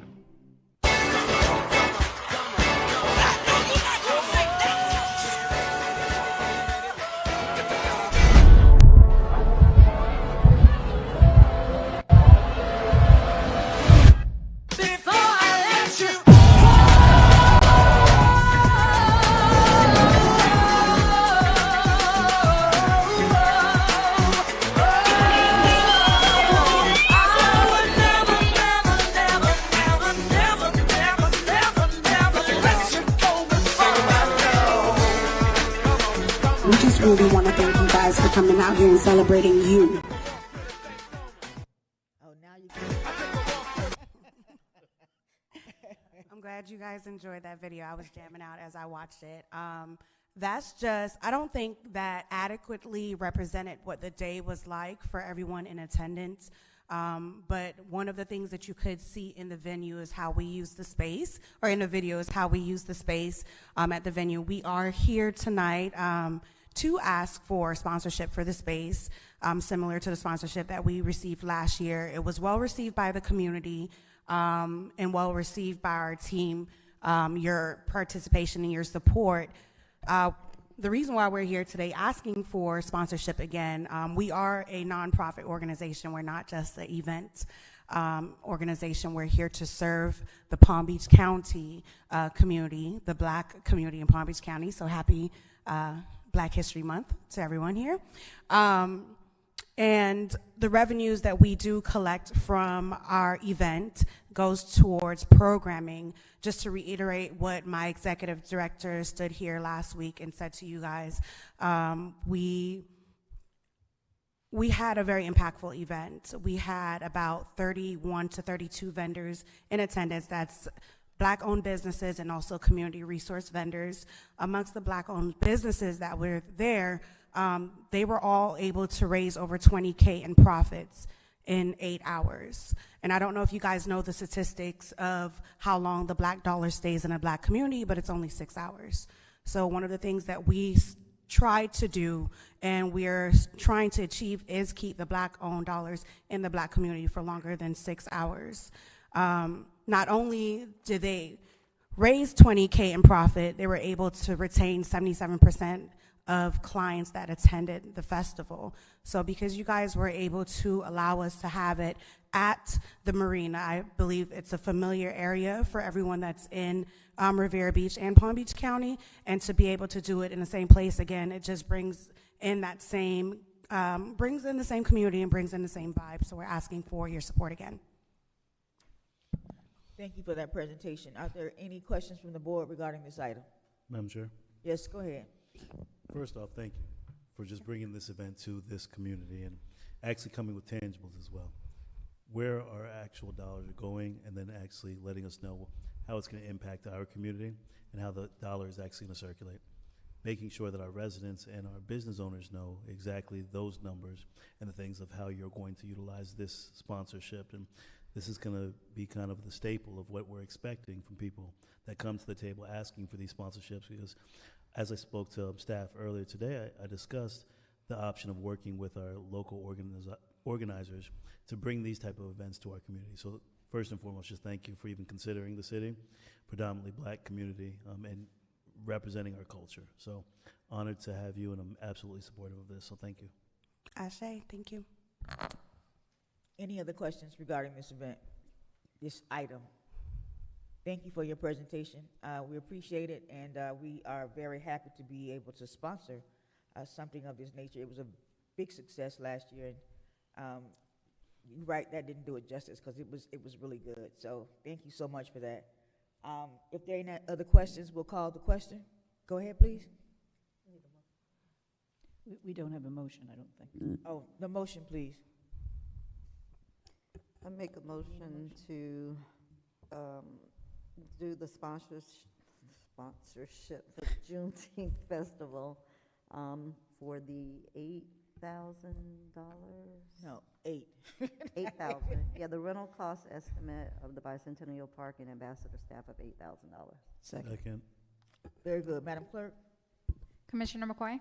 Yes. Commissioner Botel? Yes. Commissioner Lawson? Yes. Commissioner Miller-Anderson? Yes. Chair Lanier? Yes. Motion passes unanimously. Thank you very much for your presentation. Thank you, guys. Next item, Madam Clerk. 6A is discussion regarding proposed special event processes for elected officials. There are no public. Wait, hold it 1 second, Madam Clerk, before you read that. It's about 7:44. Do we have any public comment cards? Regular public comment? I believe one is coming up right now. Okay, let's stop for public comment first because it is past 7:30. Public comment? Please be reminded, the CRA Board of Commissioners has adopted rules of decorum governing public conduct during official meetings, which has been posted at the front desk.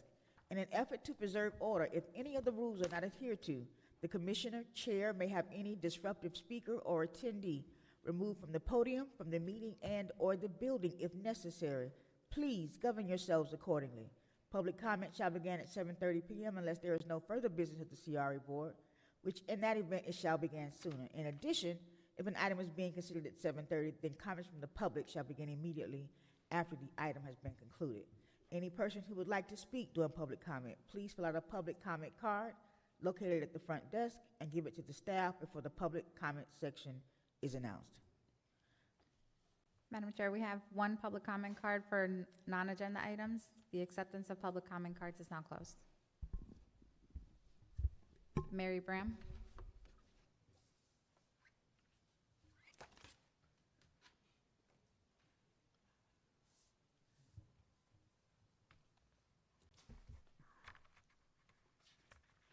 Miss Mayor Bram, Riviera Beach. I know that you all voted on the previous item there, but in your discussions a couple months ago, we are just in the beginning of 2022. We did not have anything pertaining to the MLK event, and it was stated within you all board that perhaps when we did the Juneteenth, that we would incorporate something pertaining to that could be inclusive in all of this, because Juneteenth is a historical event all across the landscape. So I would like for you all to go in there and see can something be incorporated, since this is a big event. And I actually believe too that if you did that it also would gather up a lot of participation as well, because you would have that Juneteenth 19 as well as the MLK as well. And if it's going to be in June like it always is, we know that it is in the summertime. So, and we know that the children will be out as well. And I don't know how basically you all have it set up, but perhaps you all can do some orations. You know, I would hope that, I guess she's gone, that we can think a little bit out of the box with this. Because I really do believe that it needs to be built up. Not saying that anything is wrong, you representatives, but it needs to be built up. Because if we are to continue to do this here, I would like to see not only myself, but other residents as well. You know, we always say if you all do it, you all have to give us something that will really engage us to be participators instead of spectators. And we want those spectators to come out and then join us as well. So I wanted to say that, perhaps that you all can take that into consideration, because I know on the city side it was made mention. So don't sit there and look at me, what is Ms. Bram talking about? Because it was made mention then. So I'm hoping that this on the CRA side, that you all would take this in conjunction here. Because see, you can't move without the city. And the city can't move without the CRA. So see, so we are entwined here together. You just got the name, the CRA, which eventually is going to be demolished, because it is other CRAs that has already been demolished. So when we come on that city side, we're invested over here as well. So we as a community base, we Thank you so much, Ms. Brown. We really appreciate your comments. Together. Thank you so much. Next item. Next item is 6A, discussion regarding proposed special event processes for elected officials. There are no public comment cards for this item. The acceptance of public comment cards is now closed. Mr. Evans? Madam Chair and members of the board, if I can have the Director of Neighborhood Services, Ms. Anita Jenkins, make this presentation. Thank you, Chairperson Lanier, Commissioners, and Mayor. This item is concerning seeking consensus around a special event process for elected officials. The CRA last updated its policies and Procedures Manual, primarily pertaining to the Marina Event Center in 2018. Since that time, there has not been a clear guideline regarding handling special event requests from the board. In an effort to handle challenges associated with such requests, such as staffing and negative budgetary impacts, CRA administration has absorbed such items within existing program budgets. At this time, with the new city special events policy in place, it is appropriate to establish guidelines for CRA commissioners as board members have expressed interest for us doing so. This request will implement the policy in these ways. A special event application must be submitted 30 days before the event date. Elected officials will be able to have 4 special events in a fiscal year for each quarter from October to December, January to March, April to June, July to September 30th. If any elected official does not implement an event before the end of each quarter, the allowance cannot be rolled over into a new quarter, but that the remaining events can be held will be based on the number of quarters left in the fiscal year. Each elected official is allotted the use of $1,500 per event to use towards the cost of the special events, and these funds are separate from any other city funds. The maximum expenditures per fiscal year per elected official cannot exceed $6,000. The funds can be used for resources such as food, entertainment, equipment, supplies, promotion, labor costs, etc. The use of CRA facilities will be provided without the need to use these allotted funds. If elected officials desire to receive sponsorship towards covering costs associated with the event, sponsors must fill in an online Riviera Beach event sponsorship participation form through the special events webpage portal. Sponsorships will be managed by the special event coordinator, and sponsorships must be used to defray the costs associated with the event. Note that events cannot receive sponsorships from political groups, nor can events include political activities per Florida state statute. All events will be administered by staff and must be in compliance with city ordinances, policies, and the Special Events Policy and Procedures Manual.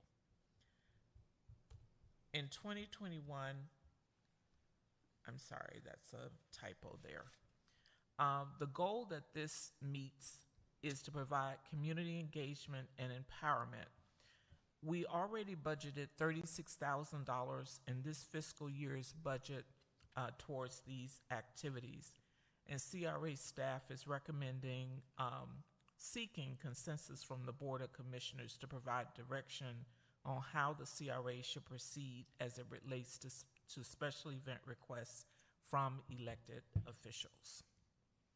So I'll stop there and see if there are any questions or comments. Are there any comments from the board? Madam Chair. Go ahead.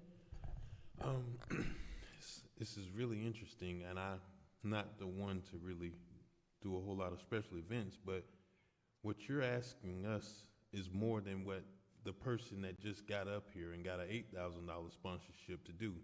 In fact, I don't understand the portion where you suggested that any sponsors could only be used to defray the costs of the event. That, to me, doesn't make sense. If a sponsor wants to contribute in-kind services or to do something such as promote some public awareness or public service announcement or something for the general cause of the community, I don't understand why, it has to be something to defray the cost, as you said. Not to mention, 30 days seems like sometimes impractical. So I would like to see that there isn't exactly 30 days, because that sometimes is not feasible.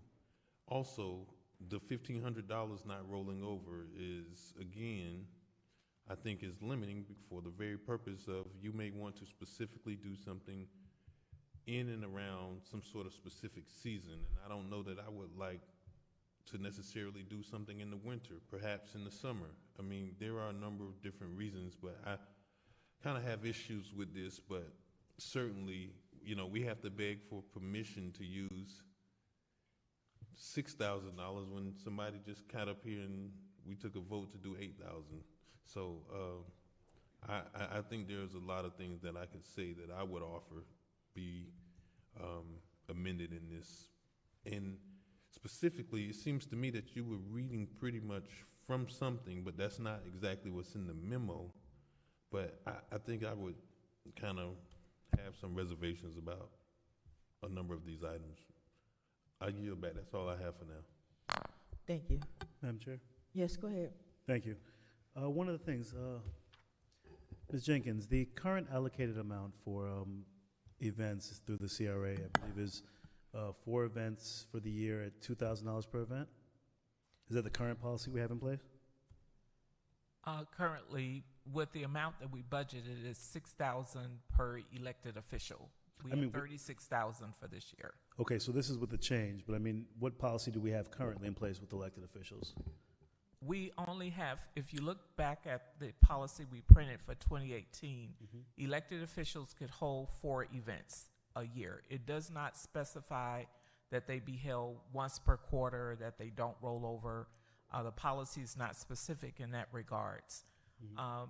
For this year, we budgeted the $36,000, and that was the amount that was approved by this commission for this line item for sponsorships by elected officials. Okay. And the allocation of the funds, I understand the events for staffing purposes would be an issue to roll over, because then that could lead to what we discussed last week with having multiple events by multiple electeds during one cycle. But the actual capital, if an elected chose to just do one event during the holidays or one annual event using all the actual resources instead of just the $1,500 from that event, would it be possible, or give us the option of using all of the amount for the specific event, maybe a seasonal or annual event that one of our electeds may want to do? And that would be up to you all as the commission to decide if you just like to have an amount that's fairly distributed and you just draw from. That would be up to you. We don't have a policy in place right now. And then just kind of back to the events, I know that we didn't have an actual limitations on when the events could be held, but I think the dollar amount was, I think it was a little bit higher than what we're currently allocating. I'm sorry? The dollar amount per event that commissioners are allowed to host. No, we have allocated the $36,000. That's pretty much what we have. I think you may be referring to the amount that was suggested and approved at the city council, $2,000 per event. Okay. Madam Thank you, Madam Chair. Yes, go ahead. Is this identical to the one we did on the city side? Because are we now talking about we get 4 on CRA side and 4 on the city side? Yes, Madam Chair. So we get to do 2 a quarter, basically. That's correct. Okay, and then it's 2,000 on the city side and then 1,500 on the CRA side? I believe so. That's the cost allocation. Okay, so, because I know when we had the meeting on the city side, I think Councilman Lawson, or I believe Councilman Lawson brought it up about basically what you just said just now about being able to, like if you do Thanksgiving and Christmas, looking at it the way that we were looking at it on the city side, you could only do 1. And Mr. Evans responded in terms of it causing a burden on the staff if all of us decide to do a individual Christmas or Thanksgiving. Right, and so we've had the discussion internally because we know during the holidays that is something that the board is interested in doing, and it is, customary that, each of you have some type of event or program that you'd like to assist on. And so we even talked about the situation whereby if it's during the holidays, that we would actually put on the event, the city, and then the council people would be the host. So a larger event that will be inclusive of all the council people. So it's not necessarily going into that particular allotment of your special event. So that's separate and distinct. And so we were thinking that, hey, if the city of Riviera Ridge want to do a turkey drive and a toy drive, then that would be something that we would have as a global event, no different than our 4th of July or what have you. And then all the council members would be involved in the particular planning of that event and the programming aspects. Okay, all right, thank you. Thank you. Any other? Sure. Yes, go ahead. Ms. Jenkins, if you could just, when you bring this back, have some clarification to the portion that you spoke to, the part that's politically prohibited under Florida statute, because I didn't quite understand what you meant when you suggested that. Yes, sir. Okay. And we were trying to be consistent with the city policy. Okay. Well, and I guess I don't want that to be confused with, like, I'm not suggesting that anyone holds a political debate, but we hosted our supervisor of elections for informational sessions, which was by a political constitutional officer, but it wasn't necessarily, a political event. So I just kind of want to make sure that that's clear in the event that we host the town hall with the state representative or with our new congresswoman or something like that, that not be considered a political event, Yes, sir. I'm not sure if our attorney wants to clarify now. What would count as political event is the words vote for or advocating for a particular position or a point of view. When you have events with other elected officials and it's talking about their duties as that elected official, that doesn't qualify as a political event. We have that when your state representatives and your state senators come back and present, or if they have a pre-session meeting or after-session meeting, or your, like you say, supervisor of elections coming to talk about voting just in general. You get into the political realm when you start advocating for a person or a position on an item that is up for vote. So if there's a bond referendum per se, you can have an event in which you discuss the bond and where the money will be used and stuff like that. But the moment you say we advocating for the bond or you must vote for the bond, that becomes political. So as long as you don't advocate for a particular position, you can have events without it being considered political. I understand. Thank you, Mr. Attorney. I understand that. I just wanted to make sure that that would be clear in the policy. This is very funny, being that we are a political subdivision of the state. So I just want to make sure that we understand and it's clearly delineated as to what political events really mean. So thank you for that clarification. We'll Thank make you. sure we include that. Are there any other questions in regards to this item? So as we move forward, you'll bring that back with some of the suggestions that were made? Is that how it works, Mr. Evans? If I may ask for clarification, I guess the only change or suggestion was clarification about what is a political event. Was there something else? May I ask for clarification? Madam Chair? Yes, go ahead. Also looking at the dollar amount, because an elected may not want to use just the 1,500 for one event, possibly using all 6,000. If we could discuss that as well in regards to the amount of money that we have allocated. Because an elected may say, I just want to do one event annually through the CRA. So possibly having the flexibility to move those dollars between events. Yes, sir. Madam Chair? Yes, go ahead. But should we be consistent? Because I don't think we did it on the other side, on the city side. In terms of? The 6,000, what are you saying, Mr. Lawson? You're saying to just put it all together, and if you use 2,000 in one quarter and 4,000 another quarter, you're done with your 6? Is that what you're saying? Yeah, just having the flexibility to move it around. If one event may only cost a couple $100, $500, using that, and then having a larger event where you may want to bring a speaker or cover costs for food for additional people, so. So modifying the section where it talks about the rolling over the amount of money.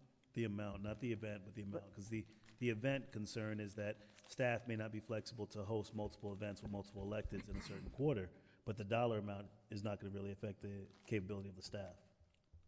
So we didn't do that on the other side, though. Sorry, Madam Chair. Yes, go ahead.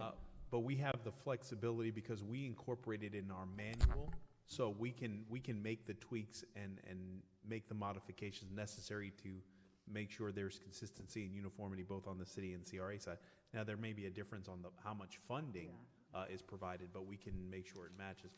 One of the things, just for clarity's sake, if you roll the monies over, so let's say we have a situation where the monies in both cases can roll over, but then you have one event for $6,000 and in essence there's no more budget, can you still have the other events if you conceivably say there's no monies, but I'm having, somebody sponsor or somebody, or is the money and the event and the remaining balance of the events are gone? But you still have promotional money that they could use, right? They could still use their promotional money, so the funds would be gone. They can't get any more money, but you pull it from somewhere else. Yeah, because they still have that to be able to use, which I thought was pretty generous to even give us any additional, because we do have promotional money on city and CRA side. Right. Well, I'm sorry, no, I take that back. I'm thinking about travel. We have the promotional money that we could use, which we've been doing in the past, so this is in addition too. So Okay. Right, very good. So are you clear? Yes, ma'am. All right, very good. Thank you so much for that presentation. Okay. We can move on to the next item.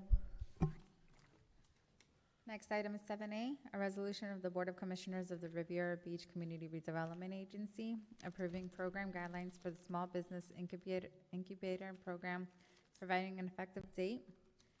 We have one public comment card for this item, and the acceptance of public comment cards are now closed. Motion to approve the resolution. Second. Madam Chair and members of the board, I'd like to have the Director of Neighborhood Services, Ms. Anita Jenkins, make this presentation. Thank you, Madam Chair, Commissioners, and Mr. Mayor. The CRA staff is requesting that the board approve a resolution adopting the program and guidelines for the Small Business Incubator Program titled I Riviera Beach that will assist small businesses wishing to locate in the CRA area. Just to give you some background, the proposed criteria would be applicable to businesses that will operate within the CRA area in one of the following ways: an incubator space provided by the CRA, either with or without improvements, an incubator space provided by the CRA or a partner developer as part of a development plan approved by the City of Riviera Beach or CRA, for example, a live-work loft, a pop-up space provided as part of a CRA experience, such as the Tiki Market or similar, such as the food truck experience, and in the future, perhaps a maker space or innovation park. Business owners will participate in the program for up to 3 years. Successful applicants must meet the following minimal criteria. The business must be privately owned and operated, with a staff not to exceed 5 employees. The owner must be seeking a brick and mortar location or a food truck business to be operated primarily within Riviera Beach. The business can only be in operation for less than 3 years. Businesses must be domiciled in Palm Beach County with special consideration for Riviera Beach. And the business must not exceed a yearly revenue of $100,000. Types of assistance could be in the form of below market lease, build out assistance for space owned by the CRA or lease from others, financial assistance in the form of loans or grants documented by an agreement and promissory note for assistance with lease payments, equipment, signage, landscaping, marketing, consultation, operations, etc. This program would fall under the strategic area of importance of achieving a sustainable economy. The fiscal impact is we've budgeted for fiscal year 2021-2022 $223,000 for this function. Included in your packet are the guidelines and program description, including some background information, a proposed application, a checklist, proposed documents, etc., types of assistance and uses, some typical uses, and we're hoping that you would approve this item so that we can move forward with implementing our small business incubator program here in the city. I'll stop and entertain any questions or comments. Are there any questions regarding this item? Madam Chair? Yes, go ahead. Thank you, and thank you, Ms. Jenkins. This was a great program. It was just a few concerns that I'd like to see when you bring it back with the tangibles we spoke about earlier. The businesses that we're going to address, what's the actual dollar amount we're going to be allocating for each business, and how far is this $230,000 going to actually stretch, depending on that dollar amount, whether this can be a minimum, maximum grant opportunity for the business. And could you address again just the businesses that you're actually looking for to identify? Because I know you said incubator space, but I'm trying to understand exactly how the program's going to work for these small businesses that have been in business for less than 3 years, because we don't currently have any incubator space now for them. So will this be rental assistance for businesses that are currently open, or down payment assistance, first-time rental space opportunities? Like, where can we actually allocate some of these funds? This, the first question is concerning the types of business, and we try to be consistent with, for instance, the COVID grant program that this commission approved and the council approved a couple of years ago for COVID assistance, in terms of the types of businesses that you would like to see and the types of businesses that you would rather not support. This would be for emerging new small businesses. It's not rent support for existing businesses. We would bring back, we would go through an underwriting process, an application process, and once staff comes back with the information that you requested with potential guidelines for types of assistance, and that was approved, then before any assistance is granted, you would review the proposal from that business and be comfortable with where it is, and what it's being used for. Right. Okay. Thank you, Ms. Jenkins. Thank you, Madam Chair. Very good. Are there any other questions regarding this item? Is this the same small incubation space, program that, is it the same one that we currently have? We don't currently have a small business incubator program. We did a one-off program for one business, but these are new guidelines. We incorporated some of the direction that we received going through that process. If you're referring to the Smoothie Me Please business, that is in an incubator space that the CRA owns right now. But this is a new program. So what was that program? It's an incubator program. The guidelines that you all approved were not as extensive as this. It had elements, I think, where the assistance is available up to 3 years. It could be used for build-out assistance, which it was. I think the uses of the money were more limited. They were defined in terms of what the business needed. We're bringing this back so we have a formal program with guidelines, complete guidelines in place for the future. Okay. Thank you. Any other questions in regards to this item? Madam Clerk? Madam Chair, we have one public comment card. Oh, I'm sorry. Go Mary ahead. Graham? Sorry about that, Ms. Brown. Near Riviera Beach, those were some of my questions too, because when we say emerging in some of the small businesses here, and even with this pop-up space here, see, I'm all over the city here, Broadway, and I see, Dixie over there, and I see some of those peoples over there, you know, cooking food, shrimp, crab, like the kitchen, like the pop-up kitchens and stuff, you know, and their food, from what all the residents say, are just excellent and superb. Question is, does those fit into this? My next question is, when you say 3 years, and they have to be successful applicants, not just some applicant that you want to put in there. It is some sticklers here that we really need to address, because we as the general public see these things here. And then two, business can only be in operation for less than 3 years. Is this renewable? How you all go back and critique these peoples here that you already have given brick and mortar to? How do you do that? Business here, business must be domiciled in Palm Beach County. I totally agree with that.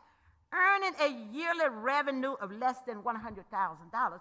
How do you as a board here, is any spreadsheets that you all actually look at from what you all have given money into, how are they progressing here with the incentives that has been given to them? We need for them to meet and market to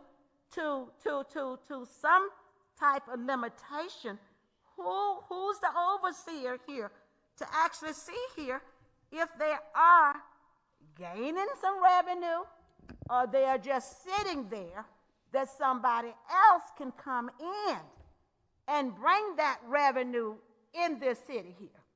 It's time for us to stop parlaying, friends, and let's start doing business like we are business-minded people that can get people in here that can actually bring their revenue, and will not entirely depend on the city all the time, because somebody knows somebody. So it is some gray areas here that I really do believe that it should be critiqued, because the renewal, your spreadsheets, $100,000 a year. How do you all know what these people's making? That's a good question for me. I want somebody to answer that. Is something in place now? Because if it is not in place now, thank you. I am one that is asking for you all to put that in place. Thank you, Ms. Brown. Thank you. Thank you for your comments. Mr. Evans, can you address that? Or Miss Jenkins, can you address that? What she's asking, which is a very poignant question, is how do you measure success? How do you track it? How do you report back to us about what's happening? If the 3 years are up, how do we know that? Do you come and tell us that you're going to put somebody else in the spot, or how does that work? That's referring back, I think, to the conversation with Commissioner Lawson. There would definitely be reporting criteria in the grant agreement and in the solicitation when we release pots of money from this program. There will be those reporting guidelines. There will be milestones. There will be assistance.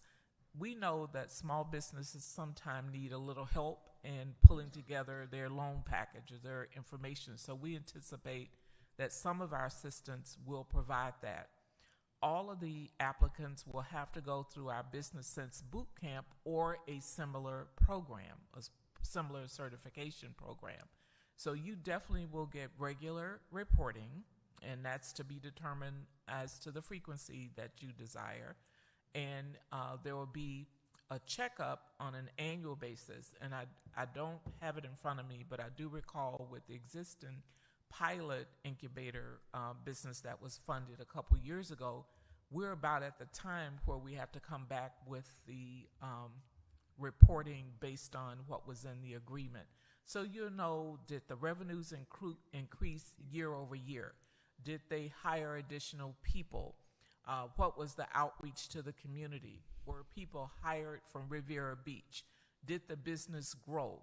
Are they able to access private capital? Are they looking for space? And then if a business has been in this incubator program, say at year 2, typically with incubator programs, they should be looking for the next space to move into or moving beyond our assistance. They should be able to stand on their own at 3 years. Typically, and it would be up to you all if you desire to do otherwise, typically at the end of the 3 years, our assistance stops. It no longer is considered an incubator business, and you don't come back and renew the assistance at that time. So still the question of how do you measure success? How do you know they were successful? How do you know that, it worked for them? Do you do it by revenue, or you do it by they didn't go out of business, or, how do you measure that? By if they have a current business tax receipt, asking for tax returns, financial statements. There is a reporting form that's used sometimes in these programs on employees that you may have. If it's a type of business where you hire additional staff besides yourself, did you bring on new people? Where do they live? How long did they work there? So there will definitely be some milestones that you could show and document that the business is improving. Sometimes we know that some small businesses fail. Did they make a course correction at a certain point before it's too late that they've lost everything? So we'll have that for you and bring it back for you to see before we solicit any businesses to participate in the program. Yeah, and I think that needs to be a part of the guidelines, because the people who are coming into this program need to know how they will be measured. They need to know what do they need to do to be considered to be successful, so that they have an idea. Just staying in business, is not the way. We have to have some measurements, some measurable objectives that we set for small businesses. That if you did this, or if you made this much money, or if you made this much money over, then it would considered to be successful. But this has nothing in it in terms of if you can point to me in the document. I went through it, but I didn't see anything that says this is how we're going to measure success for this program. Yes, Madam Chair? We can bring it back to you. Yes. Yeah, Madam Chair? Yes, go ahead. Thank you. And just as a follow-up, Ms. Jenkins, if you can really just vet some additional ideas, because as a small business owner, money is just not the only way of measuring success for your business. Providing opportunities, your capital goes up and down, the revenue, your gross income, net income is going to change on an annual basis depending on what's actually experiencing in the market. So looking at all the options to measure success, but giving every one of these small businesses as much opportunity as possible to provide that support. So just making sure that we have those tangibles, identify them clearly so that there's no gray area. But at the same time, the purpose of this program is to increase success, is to provide opportunities, and then to move them into a larger space. Because if we're just setting up these businesses for the incubators that we're creating or the space we're creating, our goal is to utilize these small businesses, creating small businesses and bringing them into medium and large businesses and building up people from our community, looking at points and programs from people from Palm Beach County, Riviera Beach, local minority and women businesses, giving them additional incentives as well to provide that opportunity where it's funding and resources. I think we need to kind of give the tangible evidence as to what we want, give these businesses the money and get out of the way and let them be successful and give them support that's necessary. And if they're not successful, having something that we can actually define that as, and not just say it's just money. Let's say that we want them to hire additional staff. Let's say that we want them to go into certain arenas, but having some conversations to vet this program out and giving that capital to the small businesses that really need it. Because 12 years ago, I would have loved some capital from my local government to get my business going. Going through multiple crashes in the market, and seeing what it actually affects, how government can help these small businesses. So that's what I want us to do with that. So as we spoke earlier in our agenda review, we're just vetting it more, but I'm absolutely supportive. I'm excited you brought this to the table. Thank you. Yes, sir. Madam Chair. Yes, go ahead. Using the example of the Smoothie Me Please, do you all meet with them throughout their 3-year term, just to kind of gauge where they are, or are they making progress in terms of looking for a new building? Just so it's not like at the end, you just pop up at the end and say, "Where do you have somewhere else to go?" Are there any continuous updates that you all do with them? I will defer to Mr. Scott Evans as the project manager for that.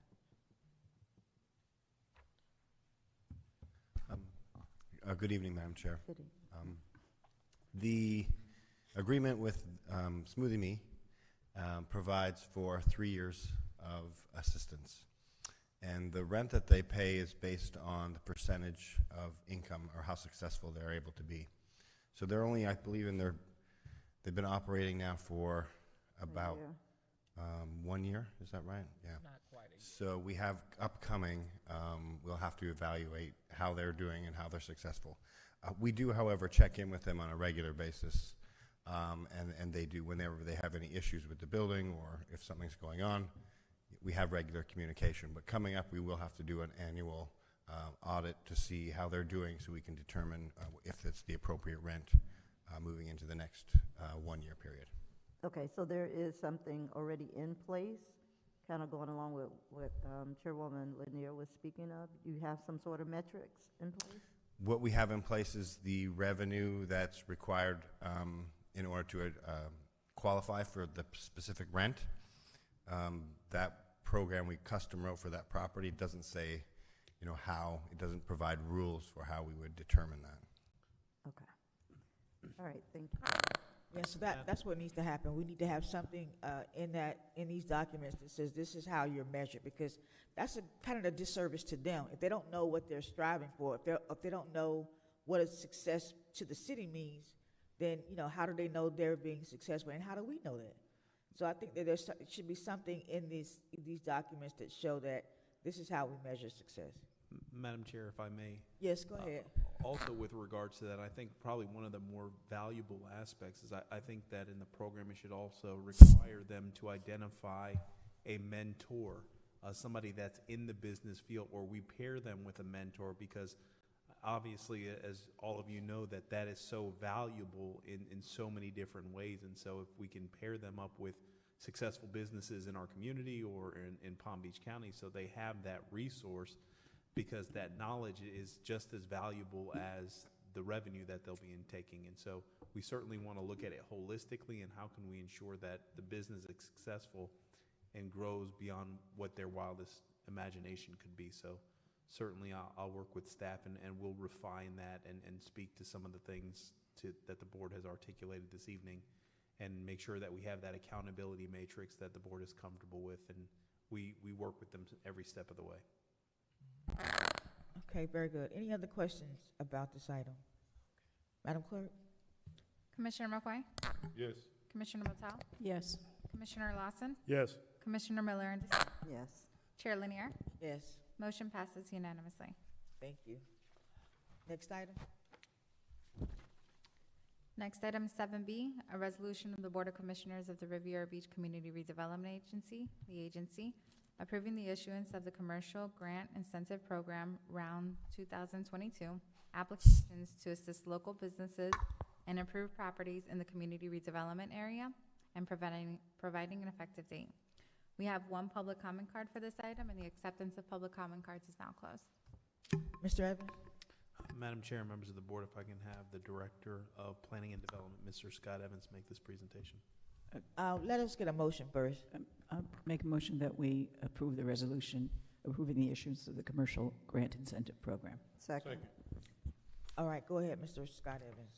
Thank you, Madam Chair, CRA Board, and Honorable Mayor. The staff is requesting approval to commence the 2022 round of our commercial grant program. And this is to assist local businesses to improve their properties in the community redevelopment area with external and property improvements. And this would provide up to $250,000 in available funding. The grant program has two distinct initiatives: the Property Improvement Incentive Program and the Beautification Program. Both of these would be authorized under this approval. The Property Incentive Program provides up to $40,000 to local business owners in matching funds. And they're required, in order to get up to $40,000, they would be required to provide $10,000 to receive the maximum amount. I'm just going to correct I'm not sure why the presentation is not at the beginning, but there we go. But which leads, I might as well go right into it. So what I wanted to do is show the board some of the great projects that over the years we've been able to achieve with this program. And that includes a boat owner's warehouse on Broadway. On 20th Street, that included a $32,000 improvement, which included painting the building, signage, and landscaping. The Get Wet project, I'm not sure why it's moving ahead so quickly, but that project, they redid their roof, turning it into a metal roof, and really made improvements to their overall look of the building. They also painted the building and provided landscaping. And then the last two there showed the Boat Discount Warehouse, which is located on Broadway, as well as Cito. And both of those buildings were complete rebuilds. And another project also was the most recently completed was the Bush Canvas project, which took over a small building, rehabbed it, and then built a large extension. And that project included funding for the project, landscaping the outside of the building, and some decorative fencing, which makes the projects along our main corridors look much better as opposed to the chain link, and unfortunately the cost of doing that decorative fencing is quite high. So this grant program has allowed some of those buildings and some of those properties along the Broadway corridor to provide that attractive look. We propose to implement on the following timeline. We would initiate the program on February 21st, and then that would open up the application process. The business owners need to identify the improvements they would like to make. They need to get 3 quotes from local contractors, and then they need to complete our fully application.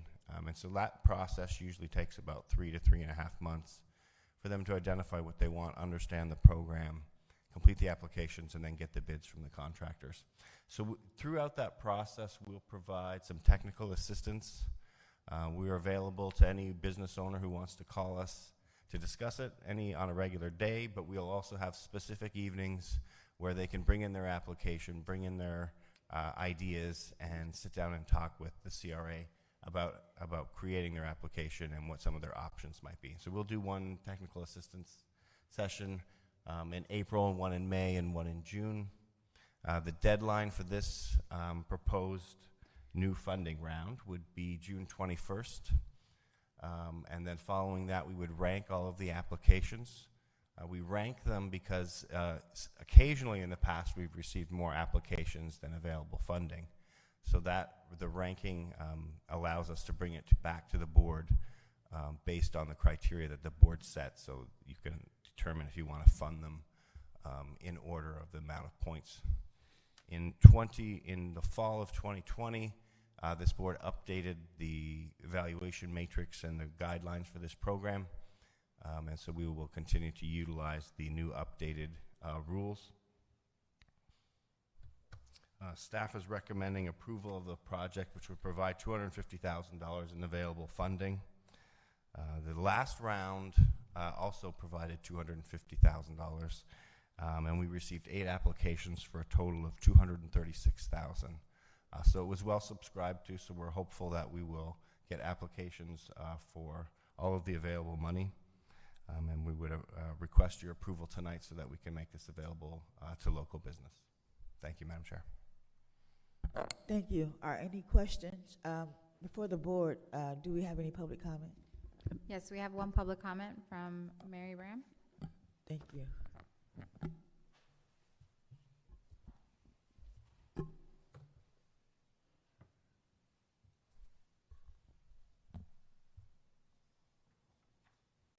It's Mayor Brown, Riviera Beach. This has always been a great incentive toward the businesses that are on the corridor.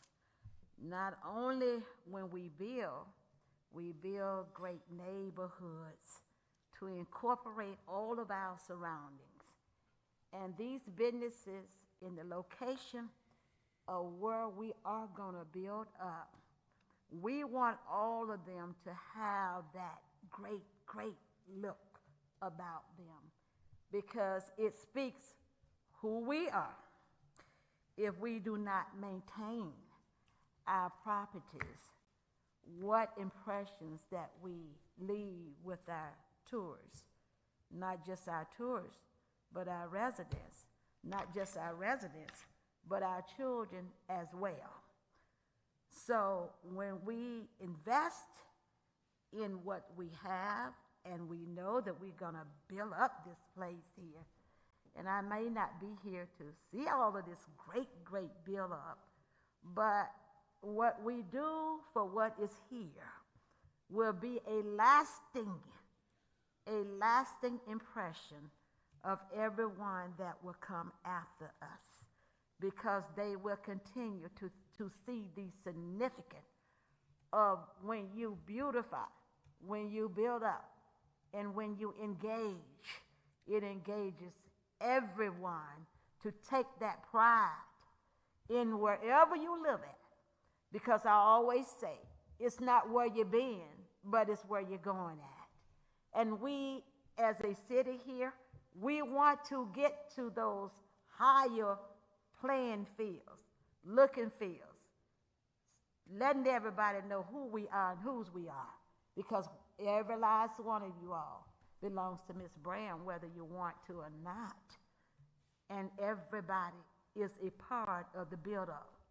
So the businesses here, Miss Brown has always said, if they are a business and they bring in that investment and they do have that revenue, that is also a plus for we as well. And like I say, this has came before the board numerous of times before you all have even sat in those seats there. So it has always been something that we should do to incorporate our corridors and to make sure that they are being taken care of too, just like everything else should be taken care of in the city as well. So if we can continuously to do this, not only for the businesses, but for the look itself. We want to be clean. Pardon me, Madam Chair. Thank you so much. Madam Chair, Major, I didn't want him to leave because I was going to address comments that I wanted the Major to certainly be here for. My apologies for interrupting, but I wanted to make sure that he could be here for the comments relative to this item. So my apologies, I was trying to get his attention. All right. Thank you, Ms. Brown, for your comments. Madam Chair? Yes. Is that the last public comment? Do we have any more public comment? No, we do not. Okay. Madam Chair. Just a quick question. No. Quick Go question ahead. for Mr. Evans. Thank you. I seem to remember that sometime in the past, we did not have enough applicants for this grant. Is my recollection correct? The previous round before this one, we did not have as many applications as the amount of funding. And I guess what I'm trying to think about is, are we ever taking a look at properties that we think may need some help and maybe they haven't applied? I'm thinking that if you've got a derelict-looking business, if a business doesn't look very attractive, maybe we should be going out and soliciting them to see if we can help them in any way. Because, if you've got one, for want of a better word, derelict-looking building, it would affect the whole block. So I'm just wondering if we, as in the past, if we have not had a sufficient number of applicants, perhaps we should be proactive and go take a look and say to people, hey, we've got this program, would you be interested? Have we ever done any of that? Has anybody ever objected to the program or refused to upgrade their look? Yeah, over the years, we have done some door-to-door drop-ins with local business just to let them know what's available. And we will do that again in this round. Okay. I suspect that the year that we didn't get many applications, perhaps we didn't do that. But the most recent round, I know that we did go and meet with business Great, owners. okay. Because I think that we really do need to be proactive when it comes to some of these businesses that maybe haven't taken the time to upgrade their look, and that's important to the whole community. Thank you. Thank you. Madam Chair. Go ahead. Thank you. Mr. Scott Evans, I think it's very important, and I think it's even perfect that we have Major Rozier, because we've had constant conversations about some of the things that's going on in our CRA district. And I want to preference this by saying, if we're going to do this program, I think we should probably have an involvement from our police department from the CEPTED approach, that's crime prevention through environmental design. If we're going to spend money to help beautify our community, I want to make sure that we're encouraging these business owners to work with police department or Major Josh Lewis or one of police administration to make sure that we're doing things to not just beautify, but that has a component that prevents crime. Let me tell you, last week, members, I think I've heard of one of the most horrific crimes that occurred on Broadway, with the sudden snatching of a senior citizen's purse to the point that she was in ICU by two people who I believe is now in custody. And, you know, my first question, because I've seen crime scene, is there surveillance? I don't know if that's something that's a part of the program, but if businesses that don't have it along the Broadway corridor, I would like to see that if a business needs to have outside surveillance, then that may be something that could be provided in this program. Is that called for, Mr. Evans? Applications in the past have included a security component. Okay, and you know, without being intrusive, if there's an opportunity to have that tied into the accessibility by the police department, because I'm gonna tell you, I don't know what the current status of that lady that was the victim last week, and I don't know how much of it is public, but quite frankly, I just could not believe that actually occurred. And one of the concerns, well, one of the things that I did hear from one of the persons that was a standard by that day were reviewing surveillance cameras. And if we have businesses along Broadways that we're promoting for beautification, I think it should also have that safety component in working with our police department, because I can tell you there has been quite a few instances that I've offered my surveillance cameras. I've seen a number of different things. I even witnessed a shooting personally. So quite frankly, I would love to make sure that that component is a part of it, and that if at all possible, we encourage these business owners to work with the police department, because we can't put a police officer on every single corner. And I think if we're gonna do it, we need to not just concern ourselves with the beautification, but also the safety of folks that, you know, come, live, and visit our city and patronize businesses within our city.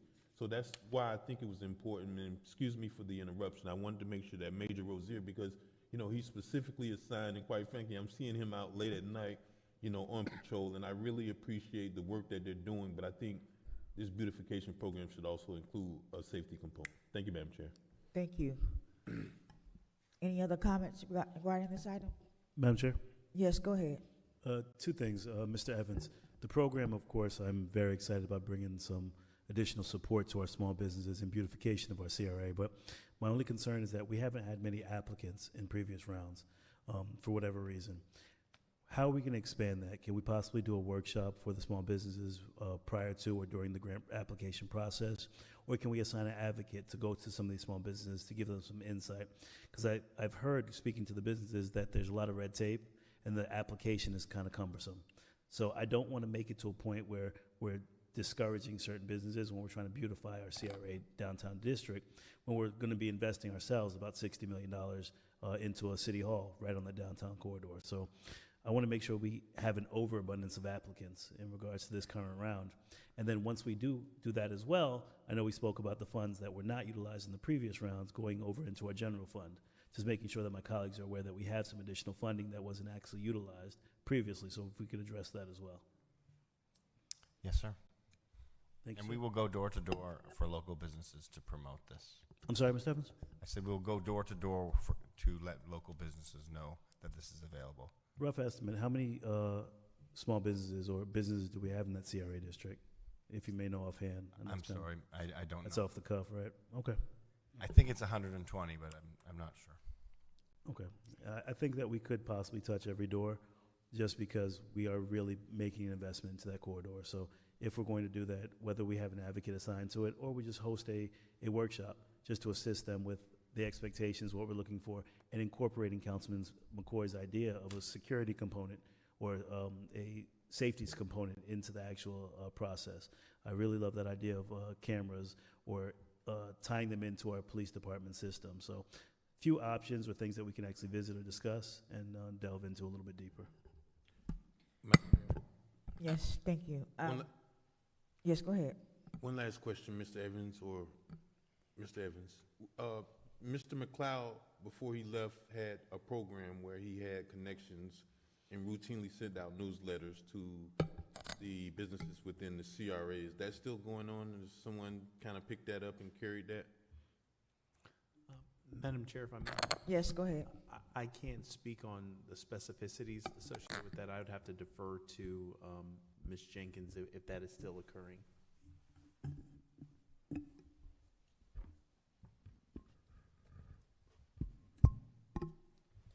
Thank you for asking, Commissioner McCoy. With the onset of COVID, our business program, we suspended the monthly meetings, but we do send out information to the businesses within the CRA.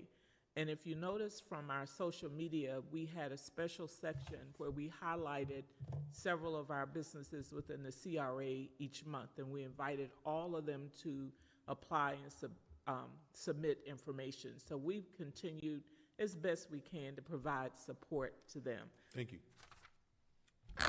Thank you. Any other questions? Madam Clerk? Commissioner McCoy? Yes. Commissioner Batal? Yes. Commissioner Lawson? Yes. Commissioner Miller-Anderson? Yes. Chair Lanier? Yes.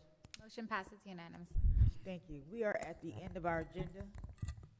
Do we have any discussion by the Executive Director? Yes, Madam Chair, just two items that you will be receiving an invitation sent electronically for a groundbreaking ceremony for two new first-time home buyers in the city of Riviera Beach, and that will be February 18th at 10 a.m., and that will be at 1253 West 24th Street. And if you are going to RSVP, if you can reach out to Minoka, and we will get you RSVP'd for that particular event.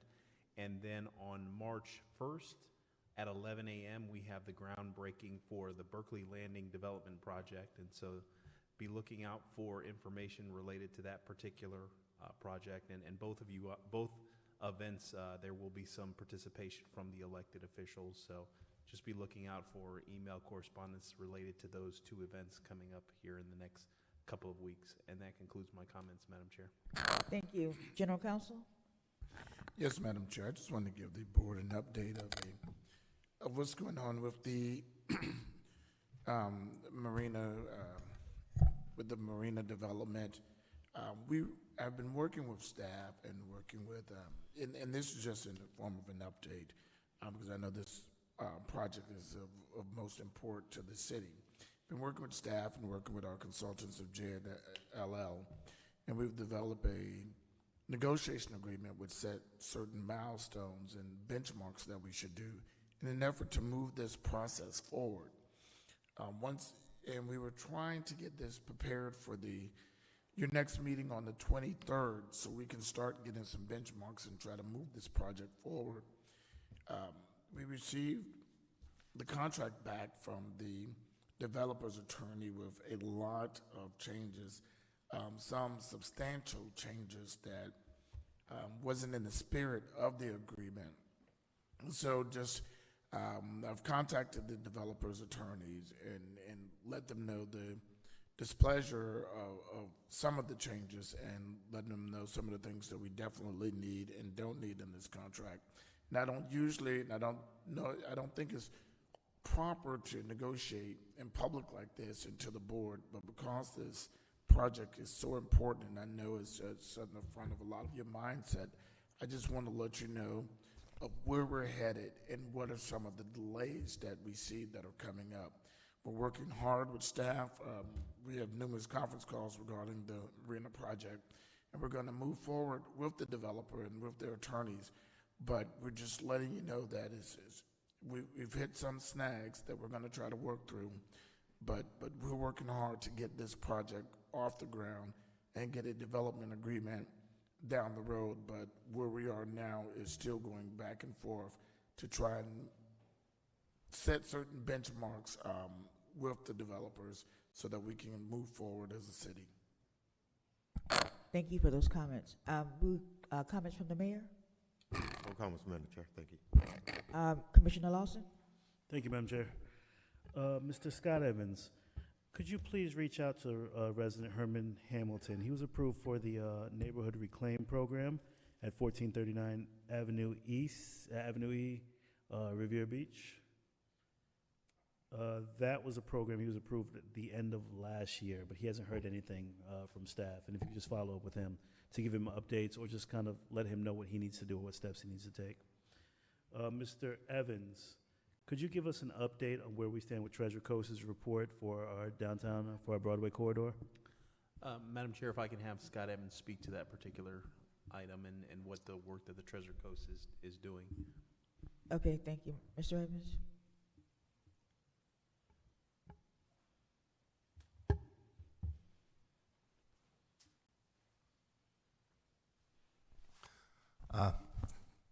Good evening, Madam Chair and CRA Board. I was just looking for the date. So we have scheduled a public workshop, which would be on March 17th.